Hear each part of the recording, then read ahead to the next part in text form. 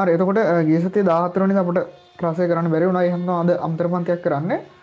අන්තිමට මම නවත්තලා තින්නේ වායුවක සම්පීඩිතව සාධකය කියන්නේ මොකක්ද කියලා උගන්වලා එතනින් තමයි පන්තිය නවත්තලා තියෙන්නේ. එතකොට අපි දන්නවා සම්පීඩිත සාධකය කියලා කියන්නේ සම්පීඩනයට විරුද්ධව දක්වන ප්‍රතිරෝධය නේද?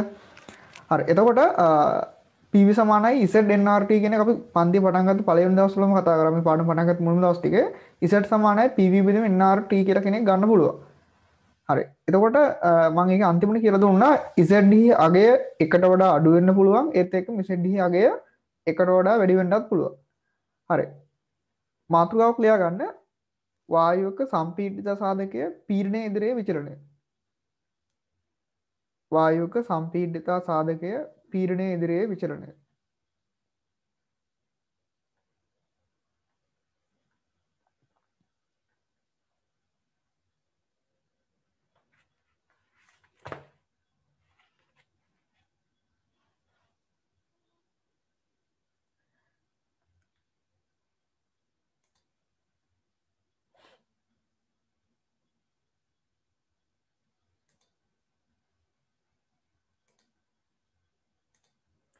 හරි මාතෘකාව ලියා ගන්න වායුවක සම්පීඩිත සාධකය පීඩනය ඉදිරියේ විචලනය.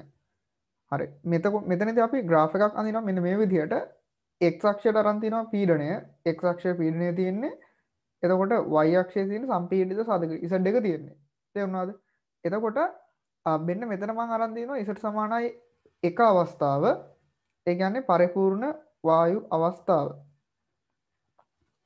හරිද පරිපූර්ණ වායු z එක එකයිනේ හරි එතකොට මෙන්න මෙතන ඔයාලා ප්‍රස්ථාරේ මුල මේ නිල් පාටේ ඇඳලා තියෙන ප්‍රස්ථාරයේ අන්තිම හරිය බලන්න යන්න එපා මෙන්න මේ A කියන අවස්ථාව A ලක්ෂය ගන්නකොට මෙන්න මෙතන A ලක්ෂය අපි රීඩ් කරනකොට A ලක්ෂයේහි පීඩනය බිඳුවයි නේද x අක්ෂයෙන් රීඩ් කරගන්න A කියන අවස්ථාවේ මෙන්න මේ තැන තියෙන පීඩනය බිඳුවයි නේද x අක්ෂය 0 වෙලා තියෙන හරිද එයාගේ ඛණ්ඩාංකය බිඳුව ඒ කියන්නේ පීඩනය බිඳුව එහෙම නැත්නම් පීඩනය ගොඩාක් අඩුයි කියලා කියන්නේ අපි දන්නවා PV සමාන nRT PV සමානයි nRT මේ ඔක්කොම නියතයි. එතකොට පීඩනය ගොඩාක් අඩුයි කියලා කියන්නේ වොලියුම් එක ගොඩක් වැඩි නේද? එතකොට පීඩනය ගොඩක් අඩු වෙලා වොලියුම් එක ගොඩාක් වැඩි කියලා කියන්නේ භාජනයේ පරිමාව ගොඩක් වැඩි අංශු වලට සාපේක්ෂව. තේරුණාද? එතකොට අංශු ගොඩක් ඈතින් ඉන්නේ. අංශු ගොඩක් ඈතින් ඉන්නේ. එතකොට අපිට ගන්න පුළුවන් අන්තර්මුඛ ආකර්ෂණ බල ඇති කරගන්න බෑ. මොකද අංශු ගොඩක් ඈතින් ඉන්නේ. විකර්ෂණ බල ඇති කරගන්නත් බෑ. ඒ කියන්නේ ටිකක් විතර පරිපූර්ණ අවස්ථාවකට අනුගත වෙලා තමයි තියෙන්නේ මේ අවස්ථාවේදී. ඒ කියන්නේ පීඩනය ගොඩාක් අඩු වෙලා තියෙනකොට වොලියුම එක ගොඩාක් වැඩි කියලා අපිට උපකල්පනය කරන්න පුළුවන්. එහෙම නැත්නම් මෙන්න මේ A කියන අවස්ථාව අපිට කියන්න පුළුවන් පරිපූර්ණ අවස්ථාවට ආසන්නයි කියලා කියන්න පුළුවන්. තේරුණාද? එතකොට මේ සුදු පාට මම ඇඳලා තියෙන්නේ මෙන්න මෙයා පරිපූර්ණ වායුවට සඳහා ඇඳලා තින්නේ Z සමාන 1 අවස්ථාව. එතකොට මෙන්න මේ A කියන අවස්ථාවට අපිට ඒ විදිහට ගන්න පුළුවන්. තේරුණාද? හරි. මාතෘකාව ලියා ගන්න වායුවක සම්පීඩිත සාධකය පීඩනය ඉදිරියේ විචලනය. හරිද? එතකොට අපි මේ graph එක ඇඳලා තියෙන්නේ තාත්වික වායුවක මවුල එකක්. එහෙම නැත්නම් නියත ස්කන්ධයක් නේද? නියත ස්කන්ධයක් භාජනයක් තුල තියලා ඒක පීඩනය ඉදිරියේ විචලනය කරමින් Z එක අපි මැනලා තියෙන්නේ. තේරුණාද? හරි. ස්ටාර් මාක් එකක් දාලා ලියන්න. සලකන ලද වායු තාත්වික වායුවක සලකන ලද තාත්වික වායුවක මවුල එකක් සලකන ලද තාත්වික වායුවක මවුල එකක් කියලා කියන්නේ නියත ස්කන්ධයක් නේද? ඔන්න එකක් දාගන්න. වහන තුල දාගන්න නියත ස්කන්ධයක්. සලකන ලද තාත්වික වායුවක මවුල එකක් වරහන තුල දාගන්න නියත ස්කන්ධයක්. භාජනයක් තුල තබා එහි පීඩනය විචලනය කරමින්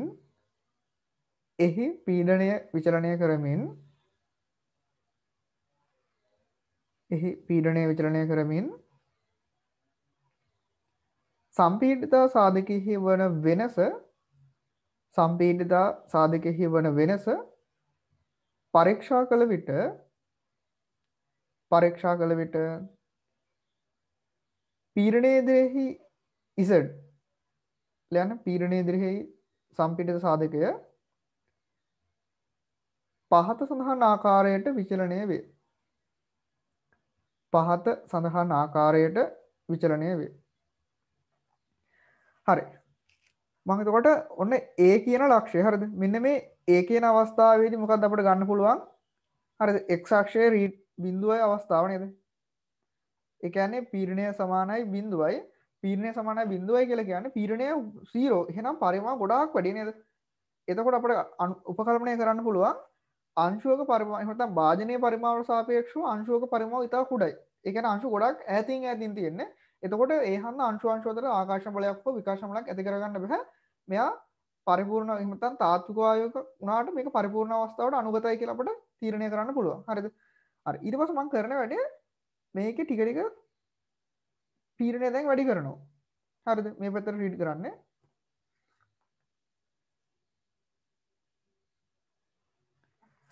හරිද? ටික ටික මම පීඩනය වැඩි කරනවා. පීඩනය වැඩි කරනකොට මොකද වෙන්නේ? පීඩනය වැඩි කරනකොට පරිමාව අඩු වෙනව නේද? මම දැන් පීඩනය වැඩි කරනකොට මොකක්ද වෙන්නේ? වොලියුම් එක අඩු වෙනවා. වොලියුම් එක අඩු වෙනකොට අංශු අතර දෙන ඉඩ ටික ටික ලං වෙනව නේද? එතකොට එයාලා අතර මොකක්ද වෙන්නේ? ටික ටික එයාලා අතර ආකර්ෂණ බලයක් ඇති වෙනවා. එතකොට මොකක්ද වෙන්නේ? එයාගේ සම්පීඩනය කරන්න පුළුවන් හැකියාව වැඩි. එයා ගොඩක් ආසාවෙන් ලං වෙනවා නේද? ගොඩක් කැමැත්තෙන් තමයි අංශු ලං වෙන්නේ. තේරුණාද? ගොඩක් කැමැත්තෙන් අංශු ලං වෙනකොට සම්පීඩිත සාධකය අඩු වෙනවා. ඒ කියන්නේ සම්පීඩනය කිරීමේ හැකියාව මොකක්ද වෙන්නේ? පහසු වෙනවා නේද? සම්පීඩනය කිරීමේ හැකියාව වැඩි වෙනවා කියලා කියන්නේ සම්පීඩිත සාධකය අඩු වෙනවා. තේරුණාද? හරි. එතකොට මෙන්න මේ අවස්ථාව. හරිද?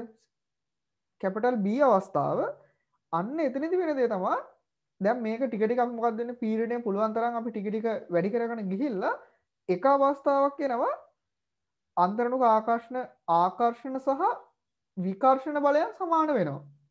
එතකොට මොකක්ද වෙන්නේ? අන්තර්ණුක ආකර්ෂණ බලයන් සහ විකර්ෂණ බලයන් මෙහෙම හිතන්න කොහොමද? ආකර්ෂණ බලය සම්පූර්ණයෙන්ම උපරිම වෙන අවස්ථාව. හරිද? දැන් ටික ටික මොකක්ද වෙන්නේ? මෙන්න මේ A කියන අවස්ථාවේදී ආකර්ෂණ බලයක් නැහැනේ. හරිද? එතන ආකර්ෂණ බලයක් නැහැ. මොකද අංශු ගොඩාක් ඈතින් තියෙන්නේ. අපි දැන් ටික ටික පීඩනය වැඩි කරගෙන එනවා. එතකොට අංශු ටික ටික ලං වෙලා එයාලා අතර ආකර්ෂණයක් හට ගන්නවා. එහෙම ටික ටික ආකර්ෂණයක් හටගෙන මෙන්න මේ B කියන අවස්ථාව වෙනකොට ඒ අංශු දෙන්නෙක් අතර තියෙන පුළුවන් උපරිම ආකර්ෂණ බලයකට ලං වෙලා තියෙනවා. ඒ කියන්නේ එයාලා මේ B අවස්ථාවේදී තමයි එයාලා පහසුවෙන්ම සම්පීඩනය කරන්න පුළුවන්. හරිද? සම්පීඩනය කරන්න පුළුවන් හැකියාව ගොඩාක් වැඩි අවස්ථාව B අවස්ථාව. එහෙනම් මෙන්න මෙතනදී Z එක ගොඩක්ම අඩු වෙනවා. තේරුණාද? හරි. දැන් මම කරන වැඩේ තවත් දැන් B අවස්ථාවෙන් පස්සේ ටික ටික පීඩනය වැඩි කරගෙන යනවා. හරිද? දැන් මොකද්ද වෙන්නේ? අපි දැන් ටික ටික පීඩනය වැඩි කරගෙන යනකොට දැන් අර තිබුණු ආකර්ෂණ බලය දැන් ටික ටික ඒ දෙන්න අතර විකර්ෂණ බලයක් බවට පත් වෙනවා. පළවෙනි පාඩමේ ඉඳන් අපි කතා කළා හරිද?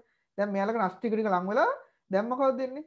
ඒ දෙන්න අතර ටික ටික විකර්ෂණ බලයක් හිමින් හිමින් ගොඩනැගෙන හන්දා අර කලින් තරම් දැන් ලේසියෙන් සම්පීඩනය කරන්න බෑ නේද? එතකොට මොකද වෙන්නේ? සම්පීඩිත සාධක ටික ටික වැඩි වෙනවා. තේරුණාද? සම්පීඩිත සාධක ටික ටික වැඩි වෙලා මෙන්න මේ C කියන අවස්ථාව වෙනකොට විකර්ෂණ බලය උපරිම වෙලා විකර්ෂණ බලය සහ විකර්ෂණ බලය ටික ටික වැඩි වෙලා යනවා. ඒත් එක්කම විකර්ෂණ බලය සහ ආකර්ෂණ බලය දැන් සමාන වෙලා තියෙන්නේ. එතකොට මොකද වෙන්නේ? අංශු අතර සමස්ත බලයක් දැන් ක්‍රියාත්මක වෙන්නේ නැහැ. ඒ කියන්නේ පරිපූර්ණ වායක් වගේ වෙලා තියෙන්නේ. හරිද? අර කලින් මුලින්ම අවස්ථාවේ ඇතිවෙච්ච ආකර්ෂණය සහ ටික ටික යාලා ඕනකට තොර ලං කරාම ඇතිවෙච්ච විකර්ෂණය දැන් සමාන වෙලා සංප්‍රයුක්ත බලයක් දැන් නැහැ. සංප්‍රයුක්ත බලය 0 වෙලා තියෙන්නේ. ඒ කියන්නේ මේ කට්ටිය අතර බලයක් නැහැ වගේ තමයි. හරිද? එතකොට මෙන්න මේ C කියන අවස්ථාවත් තාත්වික වායයකට අපිට ප්‍රායෝගිකව ටිකක් වැඩි ශක්තියක් වැය කරලා ඒ වැඩේ කරන්න පුළුවන්. හරිද? එතකොට A අවස්ථාව සහ C අවස්ථාව කියලා කියන්නේ තාත්වික වායුවක් සඳහා අපට ප්‍රායෝගිකව පරිපූර්ණ අවස්ථාවකට ආසන්නව දෙන්න පුළුවන් තැන් දෙකක්. තේරුණාද? හරි. ඔන්න ඔතනට ඇවිල්ලා දැන් මොකද කරන්න වැඩේ? මන් ටික ටික තවත් පීඩනය වැඩි කරනවා. ටික ටික පීඩනය වැඩි කරනකොට මොකද වෙන්නේ? පීඩනය වැඩි කරනවා කියන්නේ මේක කම්ප්‍රෙස් කරනවානේ. එතකොට මෙයාලා තවත් ලං වෙනව නේද? එයාලා තවත් ලං වෙනකොට දැන් පෙරටත් වඩා මෙයාලගේ විකර්ෂණ බලය තවත් වැඩි වෙනවා. විකර්ෂණය වැඩි වෙනවා කියලා මෙතනින් එහාට අපිට මේ කට්ටිය සම්පීඩනය කරන්න අපහසුයි. ගොඩක් අමාරු සම්පීඩනය කරන්න. හරිද? ඒ හන්ද මොකද වෙන්නේ? සම්පීඩනය කිරීම අපහසුයි කියලා කියන්නේ එහෙනම් සම්පීඩිත සාධක ටික ටික වැඩි වෙලා යනවා. තේරුණාද? හරි. ග්‍රාෆ් එක අඳින්න ගන්න. ග්‍රාෆ් එක ඇඳලා අපි මේකේ ලක්ෂණ ටික හපව සාකච්ඡා කරමු.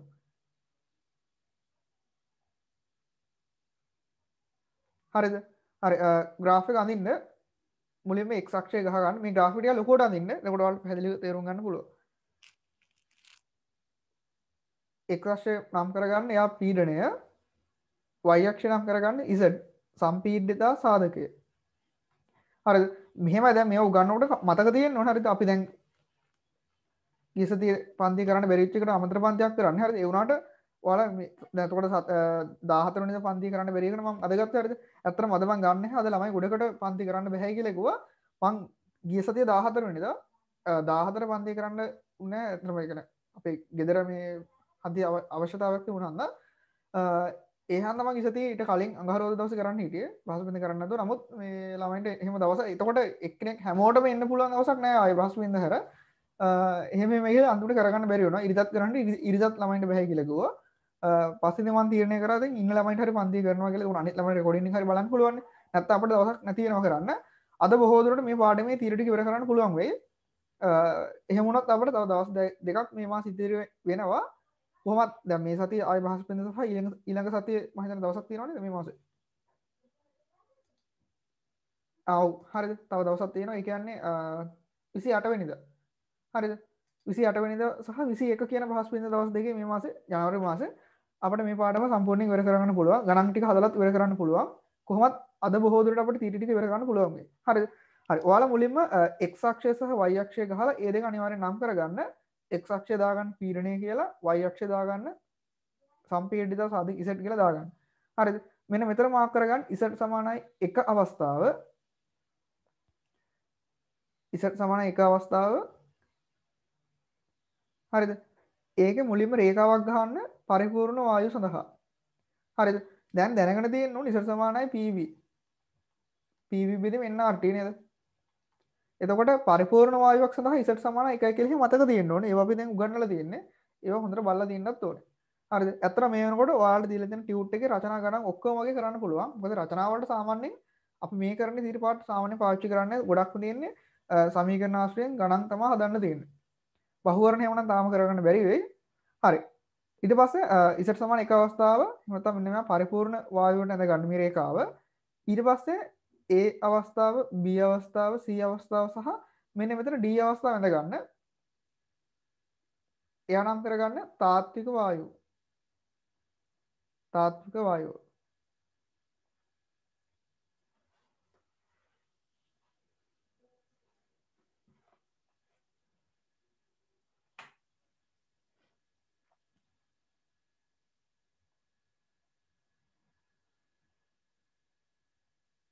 හරිද A B C D අවස්ථා ටික නම් කරගන්න.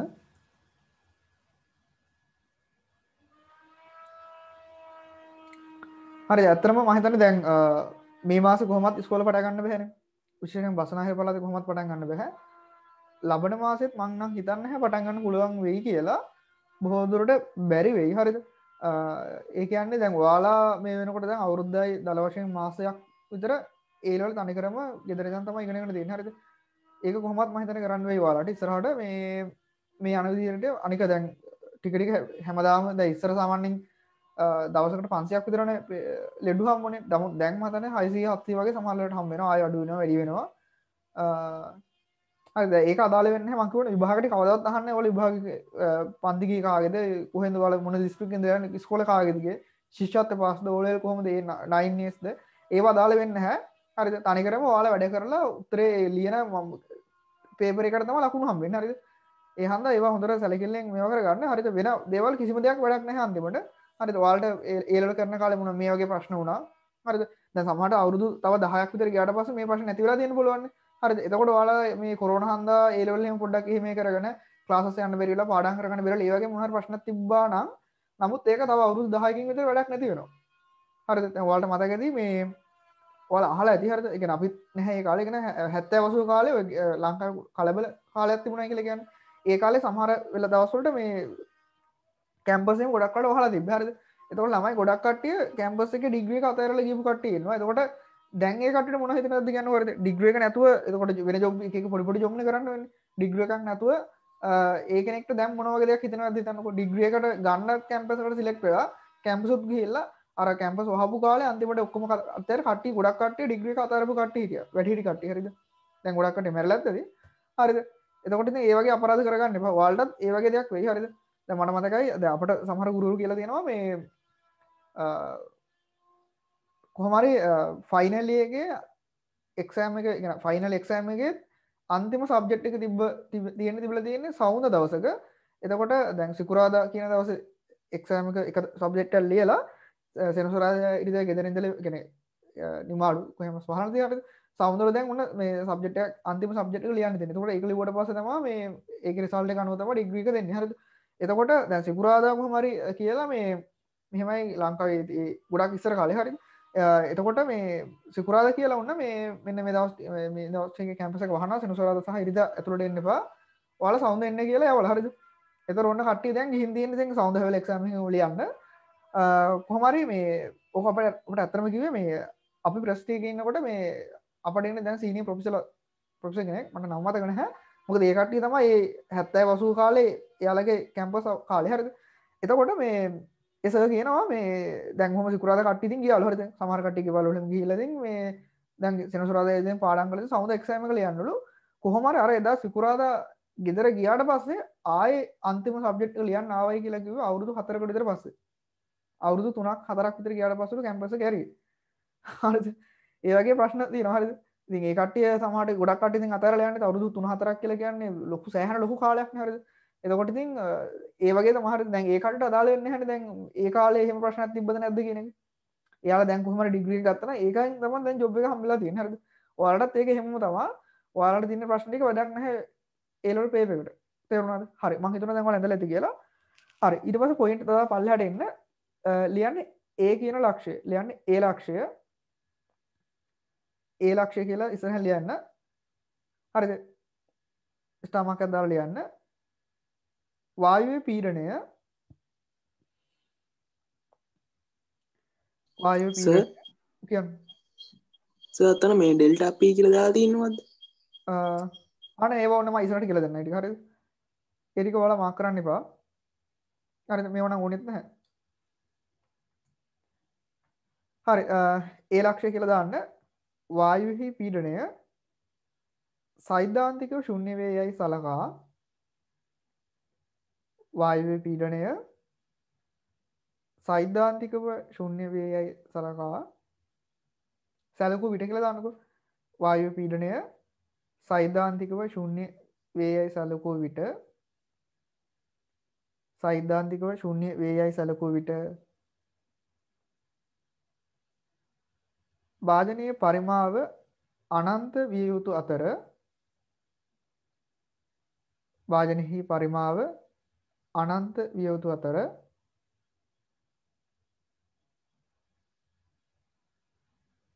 භාජනයෙහි පරිමාව අනන්ත විය යුතු අතර භාජනයෙහි පරිමාවට සාපේක්ෂව අංශුක පරිමාව භාජනයෙහි පරිමාවට සාපේක්ෂව අංශුවක පරිමාව නොසලකා හැරිය හැක. භාජනයෙහි පරිමාවට සාපේක්ෂව අංශුවක පරිමාව නොසලකා හැරිය හැක.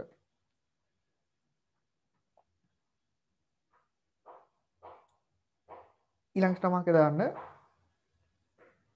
අංශු අතර ආකර්ෂණ බලද නොසලකා හැරිය හැකි නිසා ඒ එකට ගොඩක් ඈත ඉන්නනේ එතකොට යාළුවට ආකර්ෂණය වෙන්න බෑනේ. ලියන්න අංශු අතර ආකර්ෂණ බලද නොසලකා හැරිය හැකි නිසා අංශු අතර ආකර්ෂණ බලද නොසලකා හැරිය හැකි නිසා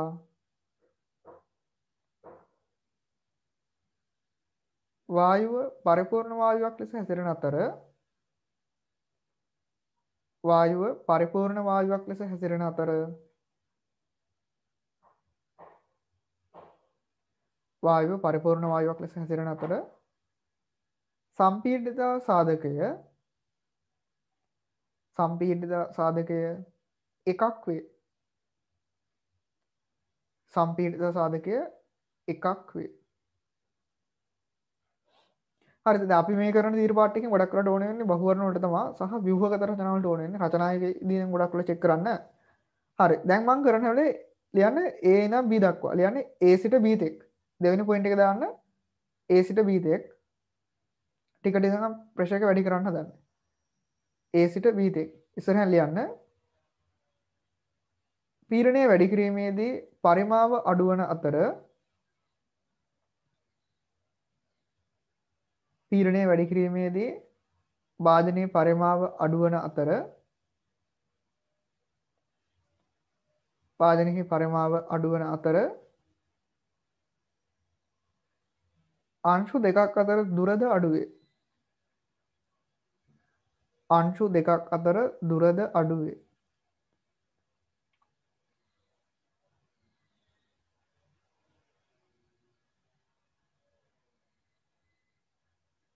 එනිසා අංශු අතර ආකර්ෂණ බලය වැඩි වන අතර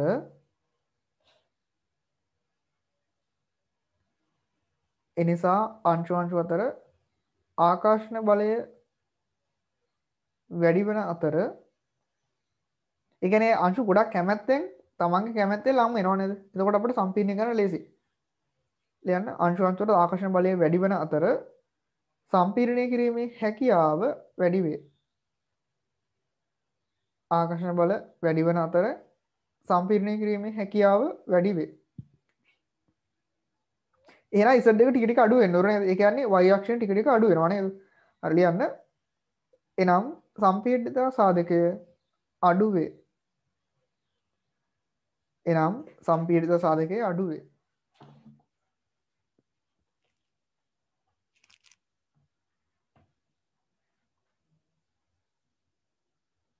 හරිද? එතකොට මෙන්න මේ B කියන අවස්ථාව කියලා කියන්නේ සම්පීඩිත සාධකයේ පුළුවන් තරම් අවම කියන්නේ අඩු වෙන්න පුළුවන් අවම අවස්ථාව. තුන්වෙනි එක දාන්න B ලක්ෂය. ලියන්න B ලක්ෂය.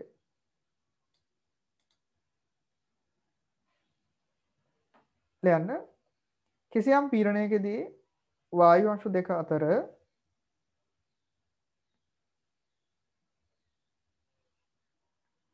කිසියම් පීඩනයකදී වායු අංශු දෙක අතර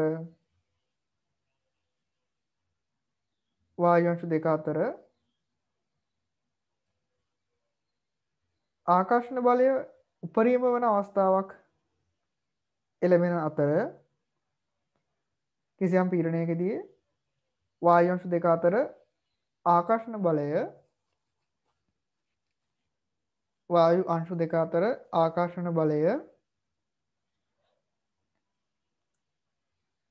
උපරිම වන අවස්ථාවක් එළඹෙන අතර එහිදී සම්පීඩිත සාධකය අවම වේ.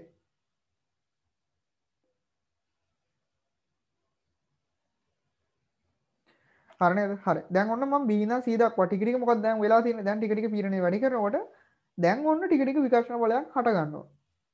තේරුණාද? හරි ලියන්න හතරවෙනි පොයින්ට් එක ලියන්න. B සිට C දක්වා. B සිට C දක්වා ලියන්න. තවදුරටත් පීඩනය වැඩි කිරීමේදී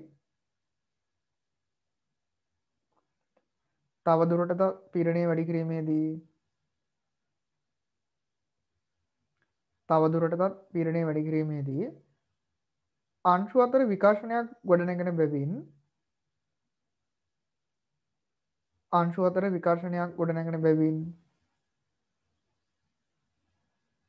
විකර්ෂණයක් ගොඩනැගෙන බැවින් වායුව සම්පීඩනය කිරීමේ හැකියාව අඩු වේ.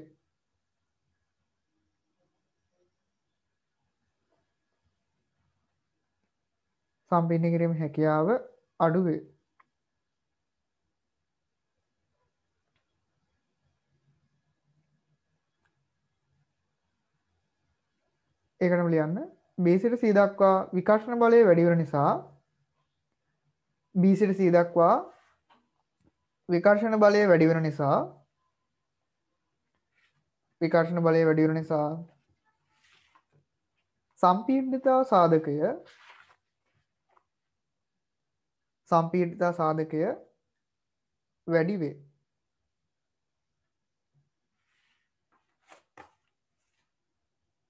සම්පීඩිතතා සාධකය වැඩි වේ.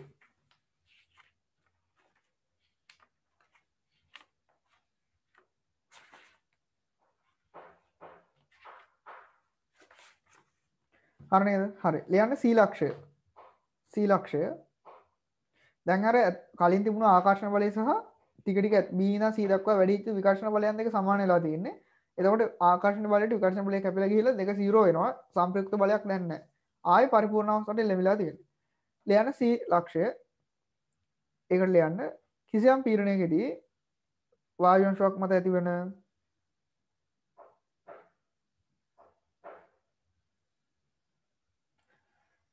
කිසියම් පීඩනයකදී වායු අංශුවක් මත ඇතිවන කිසියම් පීඩනයකදී වායු අංශුවක් මත ඇතිවන ආකර්ෂණ බලය සහ විකර්ෂණ බලය ආකර්ෂණ බලය සහ විකර්ෂණ බලය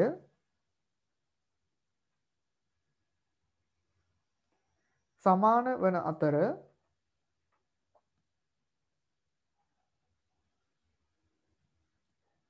ආකර්ෂණ බලය සහ විකර්ෂණ බලය සමාන වන අතර එම පීඩනයේදී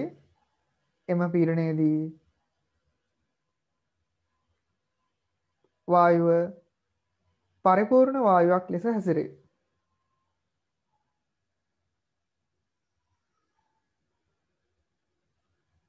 එම පීඩනයේදී වායුව පරිපූර්ණ වායුවක් ලෙස හැසිරේ.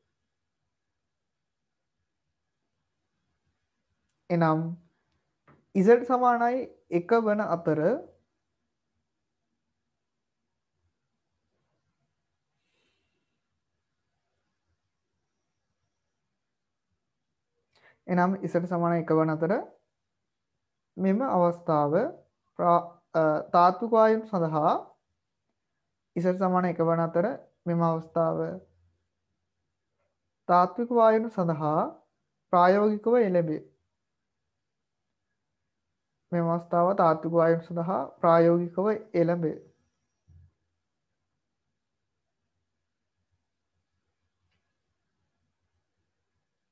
හරි. දැන් C ඉඳන් D දක්වා දැන් තවත් විකර්ෂණය වැඩි වෙලා තියෙන්නේ. ලියන්න ඊළඟට දාන්න 6 වෙනි පොයින්ට් එක C සිට D තෙක්. C සිට D තෙක් ලියන්න. තවදුරටත් පීඩනය වැඩි කිරීමේදී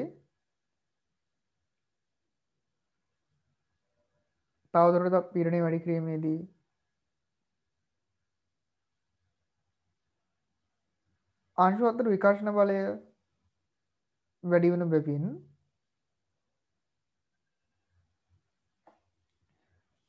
විකර්ෂණ බලය වැඩි වන බැවින්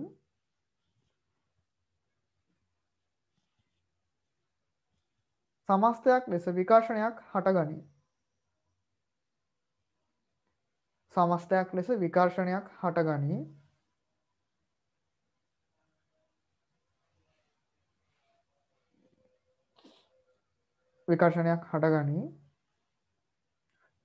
සම්පීඩනය කිරීම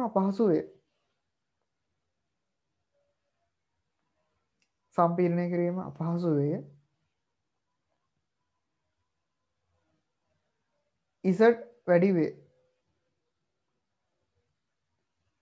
Z වැඩි වේ. හරි. ලියන D අවස්ථාව. හරිද? D වලදී වෙන වැඩේ තමයි දැන් අපි මේක වායුවක් ගැන අපි මේ කරන්නේ. හරිද? වායුවේ ප්‍රෙෂර් එක පුළුවන් තරම් වැඩි කරලා යනකොට අන්තිමට එක අවස්ථාවක් එනවා. ඒ අවස්ථාවන් පස්සේ මේක වායුවක් විදිහට ඉන්නේ නැහැ. මේ අංශු අතර එක පාට මේක ද්‍රවයක් බවට පත් වෙනවා. D වලින් පස්සේ එතනින් එහාට අපිට මේ graph එක අඳින්නත් බෑ. හරිද? ලියන D ලක්ෂය. කියලා දාන්න. කිසියම් පීඩනයකදී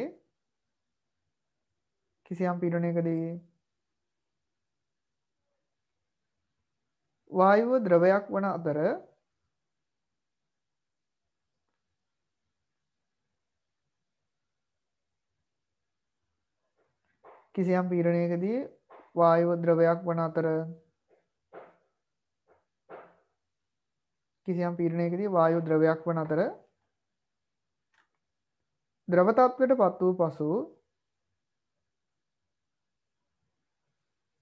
තත්වයට පත් වූ පසු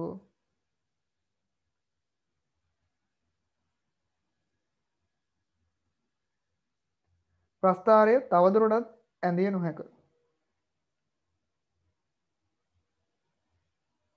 හරි නේද? හරි. ඊළඟට අපි කතා බහ කරන්න හදන්නේ මේ විවිධ සාධක මත සම්පීඩිත සාධක කොහොමද විචලනය වෙන්නේ කියලා. හරිද? සර් කියන්න. සර් මේ ද වායුවක් සිසිල් කරලා ද්‍රව වෙන එකයි ඕකේ පීඩනය වැඩි කරලා ද්‍රව වෙන එකයි අතර සම්බන්ධයක් තියෙන්නේ? සීතල කරාමත් වෙන්නේ මොකද්ද? වායුවක් සීතල කරාම වෙන්නේ එයාලා අතර තියෙන ශක්තිය අඩු වෙනවනේ. හරිද? එතකොට එයාලගේ චාලක ශක්තිය ගොඩක් අඩු වෙනවා. එතකොට එයාලා අතර මොකද්ද වෙන්නේ? චාලක ශක්තිය අඩු වෙනකොට එයාලා ගොඩක් නිශ්චලයිනේ. එතකොට එයාලට හොඳට බල ඇති කරගන්න පුළුවන්. හරිද? එතකොට ඒ ආශ්‍රයෙන් බලය වැඩි, ඒ කියන්නේ ආකර්ෂණ බලය වැඩි වෙලා ද්‍රවයක් බවට පත් වෙන්නත් පුළුවන්. පීඩනය වැඩි කරද්දිත් ඕකම තමයි වෙන්නේ. හරිද?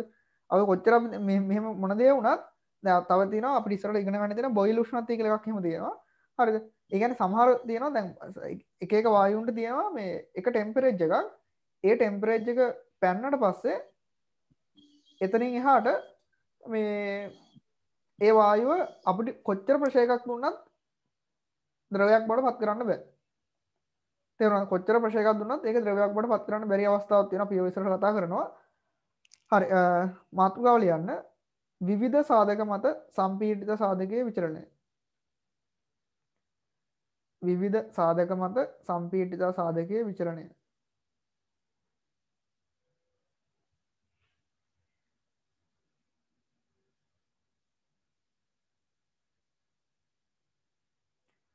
හරිද? ඒක මම පළවෙනි එක ගන්නවා. අපි මේකෙදි කතා කරනවා මෞලික ස්කන්ධය එක කොහොමද වෙනස් වෙන්නේ? උෂ්ණත්වයත් එක කොහොමද වෙනස් වෙන්නේ කියලා මේ සම්පීඩිත සාධකය.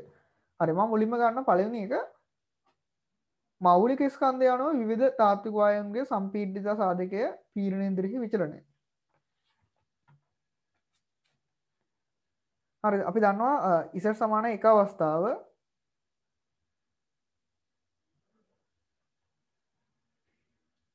හරි ඉසර් සමාන එක අවස්ථාව ඒ කියන්නේ පරිපූර්ණ වායුන් සඳහා.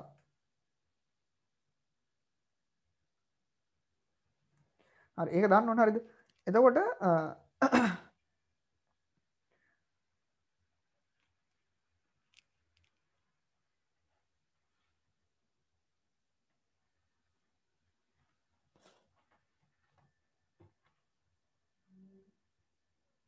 හරිද? අපි දැන් මෙතනදී කරන්නේ මම ගන්නවා වායුන් ටිකක් හීලියම් ඊළඟට H2 එක CO2 C2 H6 CH4. හරිද? වායුක මෞලික ස්කන්ධය වැඩි වෙනවා කියලා කියන්නේ එයාගේ ප්‍රමාණය විශාල වෙනවා ස්කන්ධය වැඩි වෙනවා නේද? එතකොට එයාලා අතර තියෙන ආකර්ෂණ බල ඇති කර ගන්න පුළුවන්. කියන්නේ එයාලගේ ආකර්ෂණ බලයෙන් ගොඩක් ප්‍රබලයි නේද? එතකොට ඒ හන්ද එයාලගේ ආකර්ෂණ බල ගොඩක් ප්‍රබලයි කියලා කියන්නේ මෞලික ස්කන්ධය වැඩි කට්ටිය අපිට ගොඩක් පහසුවෙන් සම්පීර්ණය කරන්න පුළුවන්.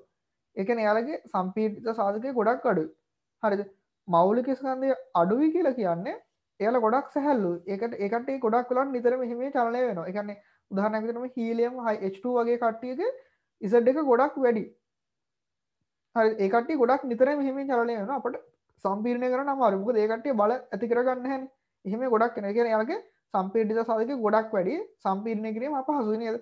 එතකොට අපිට ගන්න පුළුවන් දල වශයෙන් හයිඩ්‍රජන් වලට වඩා හීලියම් වල ස්කන්ධය ගොඩක් අඩු හන්දා අපිට ගන්න පුළුවන් හීලියම්. හීලියම් වල මෙන්න මේ වගේ රේඛාවක් තමයි අඳින්න පුළුවන් වෙන්නේ. හීලියම් වල H2 එක මෙන්න මේවා ගැන ගන්න පුළුවන්. හරි. ඒ දෙන්න ඔහොම තියාගන්න හරිද? අපි බලමු CO2 ගේ මෞලික ස්කන්ධ කොච්චරයිද? කාබන් එක 12යි, ඔක්සිජන් ගේ ගන්න පුළුවන් 32ක් තියෙනවා. ඔක්කොම එහෙනම් මෙයාගේ 44යි, C2H6 ගේ 30යි, ICH4 ගේ 16යි. එතකොට මේකෙන් බර වැඩිම කෙනා කවුද? 44 තියෙන කෙනා CO2 නේද? අපිට CO2 රේඛාව ගන්න පුළුවන්. එයාගේ සම්පීඩිත සාධකයේ අවම අවස්ථා ගොඩාක් අඩු වෙන්න ඕනේ නේද? මෙන්න මේ හැරුවට විතර ගන්න පුළුවන්. හරි මේ හැවෙලා CO2 රේඛාව ඊළඟට බර අඩු කෙනා C2H6 එක ඒක ටිකක් අමාරු සම්පීර්ණය කරන්න. මොකද එයාගේ බර අඩු වෙනවා. එයා ගොඩක් සැහැල්ලුවේ. එහෙම චලනය වෙනවා. එතකොට අන්තර්මුඛ ආකර්ෂණ බලයෙන් තියෙන හදාගන්න අමාරුයි. හරිද? එතකොට මෙන්න මේ අවම සම්පීඩිත සාධකයේ කියන කෙනා C2H6 ගේ මොකක්ද වෙන්නේ? ඊට වඩා ටිකක් විතර වැඩි වෙනව නේද? එහෙනම් අපිට එයා අඳ ගන්න පුළුවන් මෙන්න මේ හරියම විතර. C2 H6 CH4 ඊට වඩා අඩුයි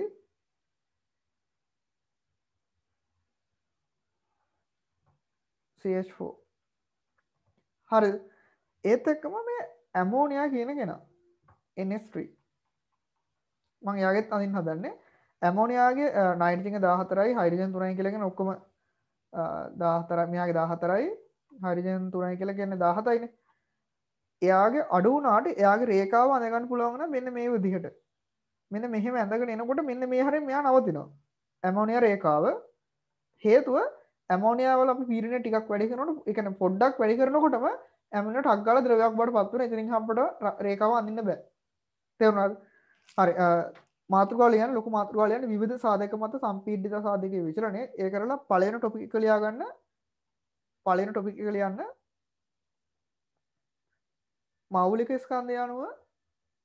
මෞලික ස්කන්ධය අනුව විවිධ තාත්වික වායුන්ගේ සම්පීඩිත සාධකය පීඩනයේ ඉදිරිහි විචලනය හරි ස්ටමක් එක දාලා ලියන්න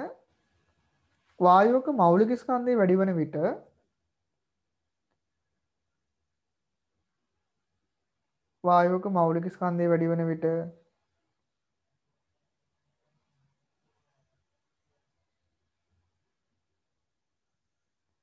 එහි අංශුවක විශාලත්වය වැඩි වෙන නිසා වායුවක මෞලික ස්කන්ධය වැඩි වෙන විට එහි අංශුවක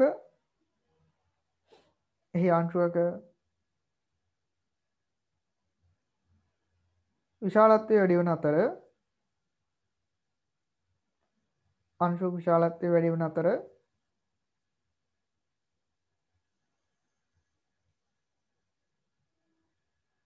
ඇතිවන ලන්ඩන් බල සංඛ්‍යාව සහ එහි වායු ප්‍රබලතාවය වැඩි වේ.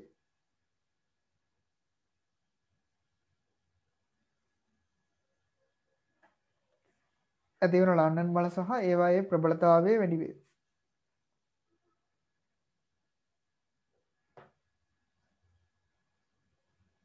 එනිසා මෞලික ස්කන්ධය වැඩි වන විට මෞලික ස්කන්ධය වැඩි වන විට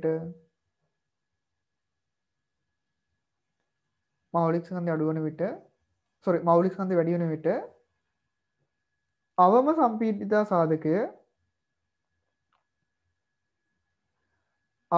සම්පීඩිතා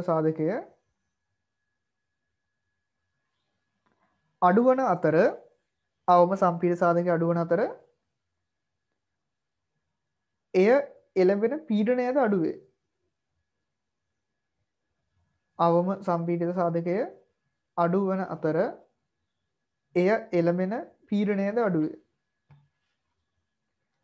එය එළඹෙන පීඩනයද අඩුවේ. හරිද? මෙතන ගන්න කොතන CO2 ගේ අවම සම්පීඩිත සාධකය මෙන්න මේ හරියනම් හරිද? එතකොට එයාගේ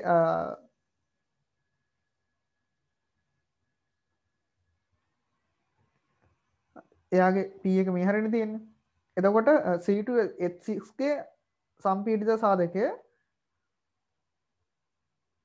මෙන්න මේ හරියට විතර එන්න ඕනේ.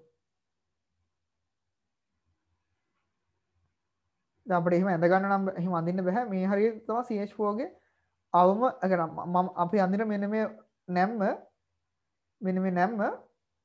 පුළුවන් තරම් ඒ විදිහට ඇඳ ගන්න එහෙම අඳින්න නම් අමාරුයි. එච්චර දුරට විභාගයට අහන්න නැහැ. හරි ටක් ගාලා ග්‍රාෆ් එක ඇඳ ගන්න. හීලියම් H2 CO2 C2H6 සහ CH4.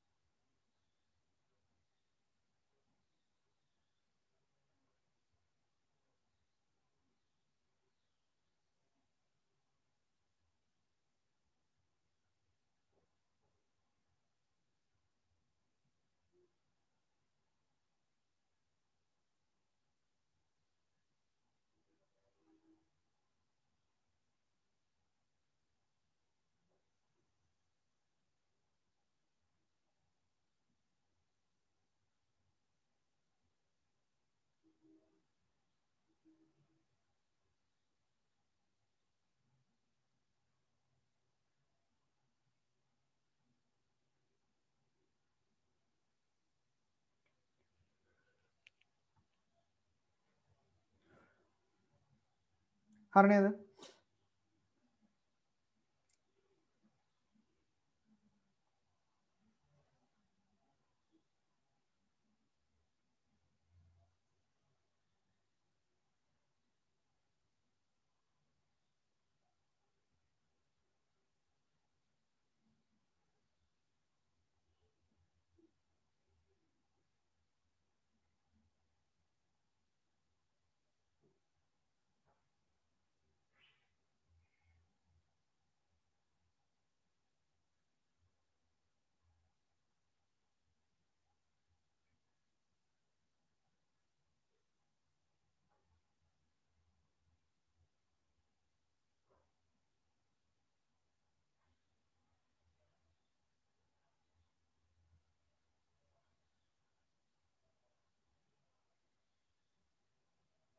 හරි නේද? හරි. ස්ටාමක් එකක් දාලා ලියන්න. අර ඇමෝනියා කතාවත් පොඩ්ඩක් ලියන්න. හරිද? ඇමෝනියා වල ඔක වෙන්නේ තව එක හේතුවක් තමයි ඇමෝනියා වල අපි ගත්තොත් එහෙම NH3 ගත්තොත් එහෙම යාළඟ තියෙනවා මොනවද? හයිඩ්‍රජන් බන්ධන තියෙනවා නේද? NH බන්ධන තියෙනවා. හයිඩ්‍රජන් බන්ධන කියන්නේ. හරිද? H බන්ධන තියෙනවා. එතකොට මෙයාලා බොහොම ඉක්මනට ගොඩක් ප්‍රබල බන්ධන හදා ගන්නවා නේද? හයිඩ්‍රජන් බන්ධන මතක නේද? දෙවෙනි පාඩම කියලා දෙන්නේ. ස්ටාමක් එකක් දාලා ලියන්න. පාඩමෙන් ලියන්න ඇමෝනියට දාලා ප්‍රස්ථාරය අතරමඟින් අවසන් වී ඇති අතර ලියන්න ඇමෝනියට අදාළ ප්‍රස්ථාරය අතරමඟින් අවසන් වන්නේ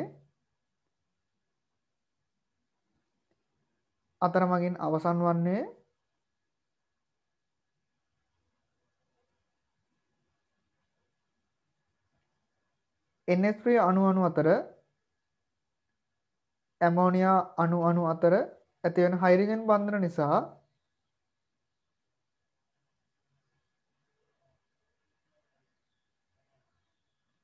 ඇමෝනියා අණු අතර ඇතිවන හයිඩ්‍රජන් බන්ධන නිසා ඒවායේ ප්‍රබලතාවය වැඩි නිසා ඒවායේ ප්‍රබලතාවය වැඩි වන බැවින්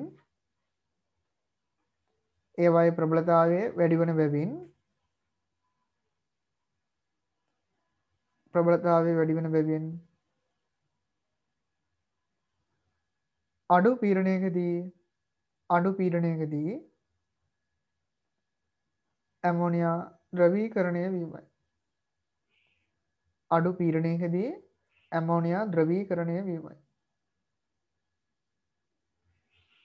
හරි ඒක ඔක්කොම අමතක කරන්නකො හරිද?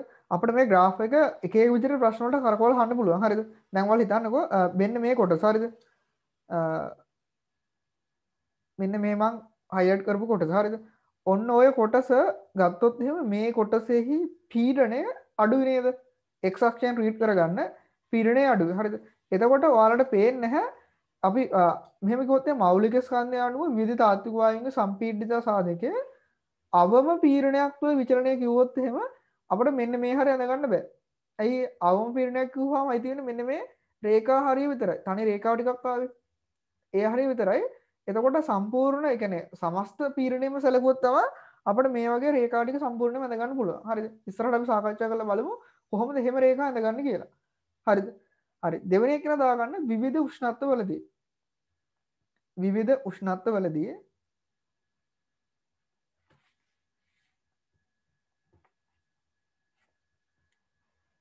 හරිද?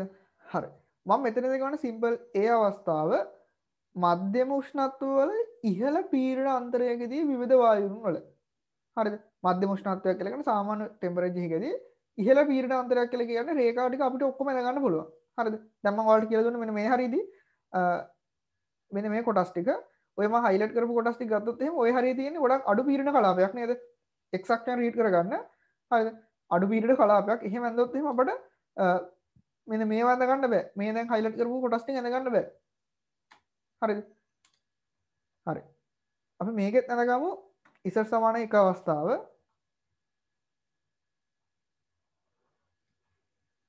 මේ වෙලාවේ ඉසර් සමාන එක අවස්ථාව එහෙම නැත්නම් පරිපූර්ණ අවස්ථාව. හරිද? හරි. මම මේකෙදි ගන්නේ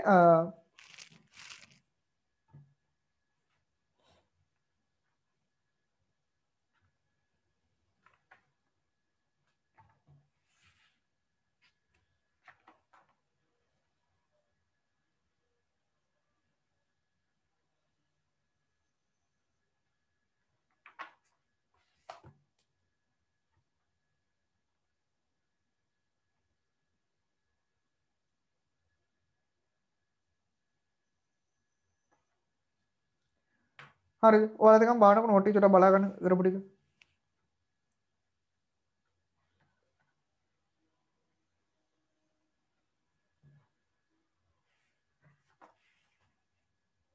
හරි මධ්‍යම උෂ්ණත්වවල ඉහළ පීඩන අන්තරයක විවිධ වායුන්. හරිද?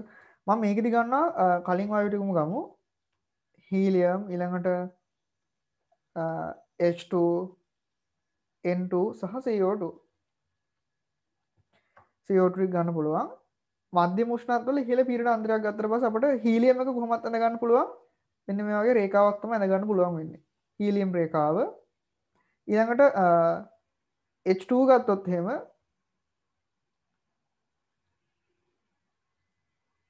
ඔය වගේ අඳ ගන්න පුළුවන්. N2 රේඛාව N2 වල බර CO2 වලට අඩු හන්දා N2 රේඛාවට මෙන්න මේ වගේ රේඛාවක් තමයි අඳ ගන්න පුළුවන් වෙන්නේ. N2 රේඛාව මේ දෙන්නේ CO2 රේඛාව. CO2 වල බර වැඩි හන්දා එයාලගේ සම්පීඩන සාධකයේ අවම එක ගොඩක්ම අවමයි. හරිද?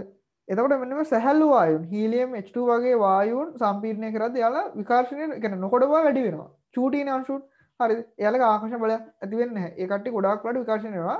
අපිට ඒව සම්පීඩනය කරන්න ගොඩක් අමාරුයි. හරි. ලොකු මාතෘකාවක් ලියාගන්න විවිධ උෂ්ණත්වවලදී ඒක සිම්පල් A එක දාන්න මධ්‍යම උෂ්ණත්වවල ඉහළ පීඩන අන්තරයකට විවිධ වායුන්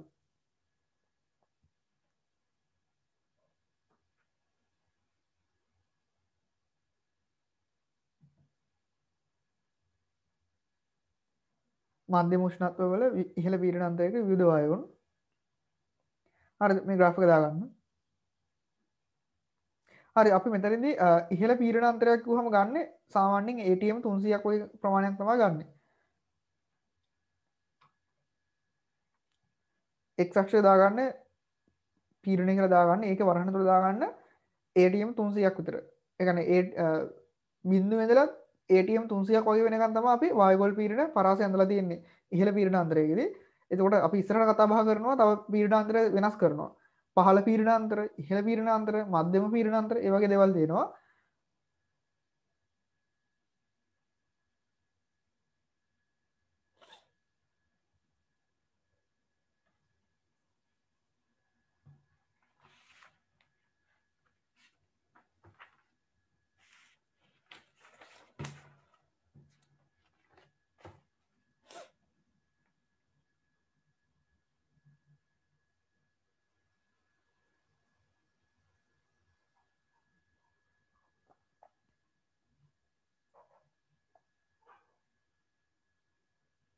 හරිද? graph එක ටක් ගාලා ගන්න. අතරම අර කලින් යන graph එකම තමයි උතර මම චුට්ටක් පොඩි නේදලා දෙන්නේ.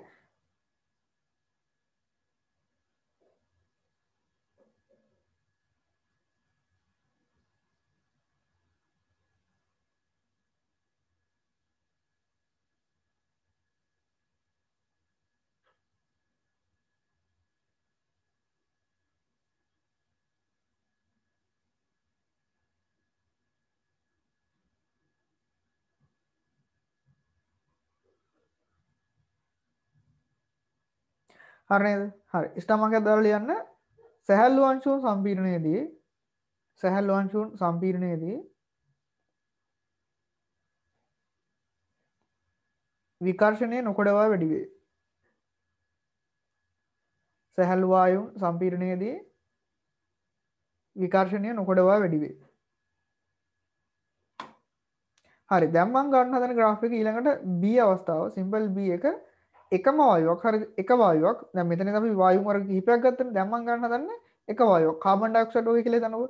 එක වායුවක් අරගෙන මම ටෙම්පරේචර් එක වෙනස් කරනවා. හරිද? එක් වායුවක් විවිධ උෂ්ණත්වවල ඉහළ පීඩන අන්තරයකදී. හරිද? ඉහළ පීඩන අන්තරයක් කියලා කියන්නේ 300 වගේ ATM. හරිද? එතකොට මෙන්න මේකේ T1ට වඩා අපි ගමු T1ට වඩා ටෙම්පරේචර් එක වැඩි T2 ගේ E.T3 ගේ වැඩි E.T4 ගේ වැඩි. තේරුණාද? එතකොට මොකක්ද වෙන්නේ? මෙහෙම මෙතන graph එක වල බලන්න එපා. හරිද? අපි උෂ්ණත්වය වැඩි කරනකොට මොකක්ද වෙන්නේ? අංශු වල චාලක ශක්තිය වැඩි වෙලා එයාලගේ වේගය වැඩි වෙනවා. එතකොට ඒ අංශු ගොඩක් එහෙම ගමන් කරනවා ගොඩක් වේගයෙන්. එතකොට එයාලට අපට බලයක් හදන්න තරම් කාලයක් නැහැ නේද?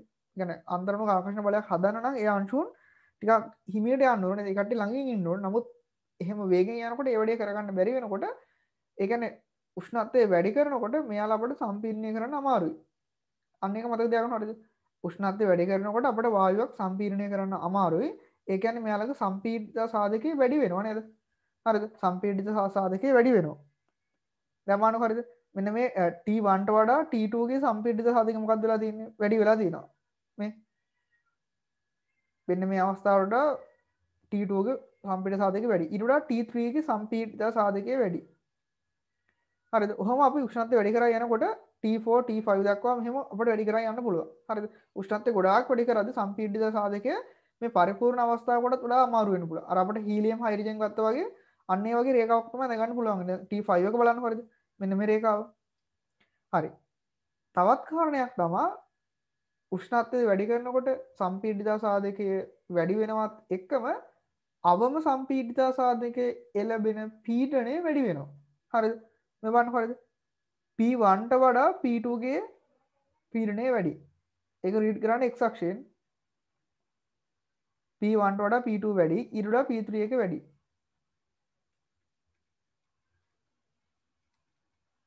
තේරුණාද? අවම සම්පීඩිත සාධකයේ එළෙමන පීඩනයත් වැඩි වෙලා තියෙනවා. හරි. තවත් කාරණයක් කියන්න තියෙනවා. බොයිල් උෂ්ණත්වය කියලා එකක් තියෙනවා. හරිද? බොයිල් උෂ්ණත්වය කියලා කියන්නේ අපි ඔක තියෙනවා මේ වායුක සම්පීඩිත සාධකය වැඩිම පහත් පීඩන පරාසයක් තුල එකෙහි පවතින උෂ්ණත්වය. අන්නේ ටෙම්පරේචර් එකට අපි කියන බොයිල් උෂ්ණත්වය කියලා. හරිද? මෙන්න මේ T4 එක බලන්නකො හරිද? T4 එකේ මෙන්න මේ රේඛාව මේ මම නිල් පාටින් පාට කරපු හරිය ඉසට සමානයි එක අවස්ථාව තියෙන්නේ. හරිද? ඒ කියන්නේ වැඩිම පහත් පීඩන පරාසයක් තුල එකෙහි තියෙනවා. තේරුණාද? කියන පහත් පීඩන පරාසයක් තුල එකෙහි තියෙනවා. අන්න ඒ කෙනාට අපි කියනවා බොයිල් උෂ්ණත්වය කියලා. ඒ කියන්නේ මොකක් හරි වායුවක් අපි එක එක උෂ්ණත්වය රත් කරලා අපි මේක සම්පීඩනය කරන්න හදනවා. හරිද? ඊට පස්සේ මේ graph එක ඇඳලා තියෙන්නේ. හරිද? මෙන්න මේ විදිහට වැඩිම පහත් පීඩන පරාසයක් තුල එකෙහි පවතින උෂ්ණත්වය අපි කියනවා බොයිල් උෂ්ණත්වය කියලා. ඒ කියන්නේ මෙන්න T4 ගේ උෂ්ණත්වය අපි කියනවා බොයිල් උෂ්ණත්වය කියලා. හරි. එතකොට මෙන්න මේ බොයිල් උෂ්ණත්වය කියන එක සෑම වායුවක් සඳහාම නියතයක්. එක වායුවක් සඳහා එයාට අනන්‍යයි. කාබන් ඩයොක්සයිඩ් ගත්තොත් එයාගේ බොයිල් උෂ්ණත්වය එකක්. හරිද? නයිට්‍රජන් ගත්තොත් එයාගේ බොයිල් උෂ්ණත්වය තව එකක්. එතකොට ඇමෝනියා ගත්තොත් එයාගේ බොයිල් උෂ්ණත්වය වෙන එකක්. හරිද? අන්න ඒ විදිහට එයා ඒ බොයිල් උෂ්ණත්වය කියන කෙනා එක් එක් වායු සඳහා ආවේනිකයි. තේරුණාද? හරි. සිම්පල් B එක දාන්න. එක් වායුවක් විවිධ උෂ්ණත්වවල ඉහළ පීඩන අන්තරයකදී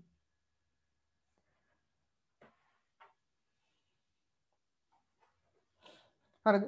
හරි. ස්ටමක් ඇදලා ලියන්න.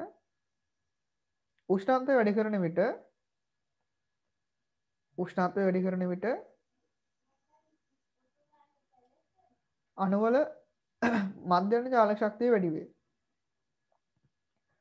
උෂ්ණත්වය වැඩි කරන විට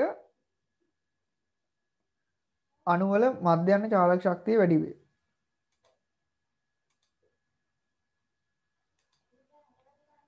උෂ්ණත්වය වැඩි කරන විට අණුවල මධ්‍යම චාලක ශක්තිය වැඩි වේ.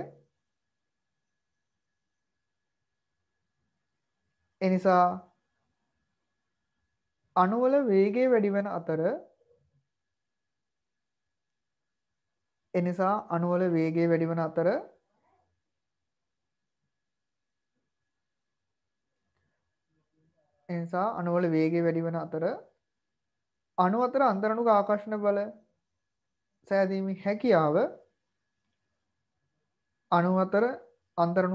බල සෑදීමේ හැකියාව අඩු වේ.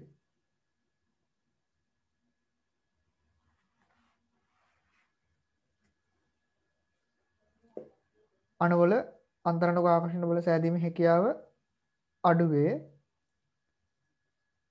එනම් සම්පීඩිත සාධකයේ වැඩි වන අතර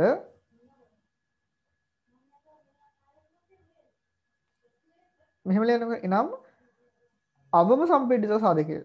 එහෙම ගිහම ගොඩක් තේරෙනවා හරිද? ලියන්න. ඒ කියන්නේ අර නැම්ම කියන එක නැම්මක් තියෙනවා ලියන්න. එනම් අවම සම්පීඩිත සාධකය වැඩි වන අතර එය එළඹෙන පීඩනයද වැඩි වේ.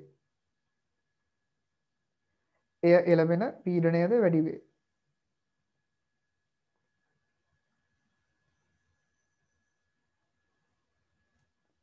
එය එළඹෙන පීඩනයද වැඩි වේ. හරිද? ටක් ගාලා graph එක ගහන්න. හරි මෙන්න මේ ටිකේම දාගන්න T1 T2 ඊට වැඩි ඒ වගේම P1 P2 P3 වැඩි කියලා දාගන්න.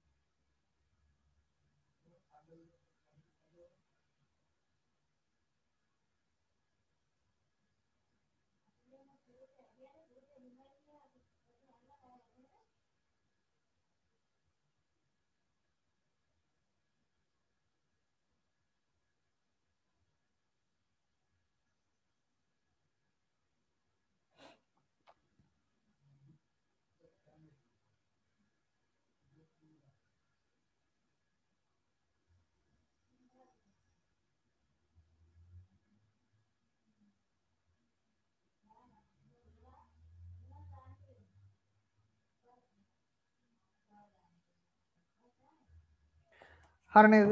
හරි. පොඩි මාතෘකාවක් ලියන්න වායුවක බොයිල් උෂ්ණත්වය.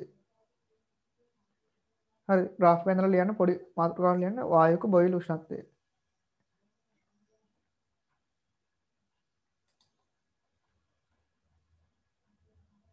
හරිද? අපි ඕක capital TB විදිහට තමයි මාක් කරන්නේ. graph එකක් අඳින්න ඕන අපි කලින් අර කියන්නනේ. ලියන්න. ඒක අතපැනින් ලියන්න. ස්ටම්ප් එකක් දාලා ලියන්න. වායුවක සම්පීඩිත සාධකය වායුවක සම්පීඩිත සාධකය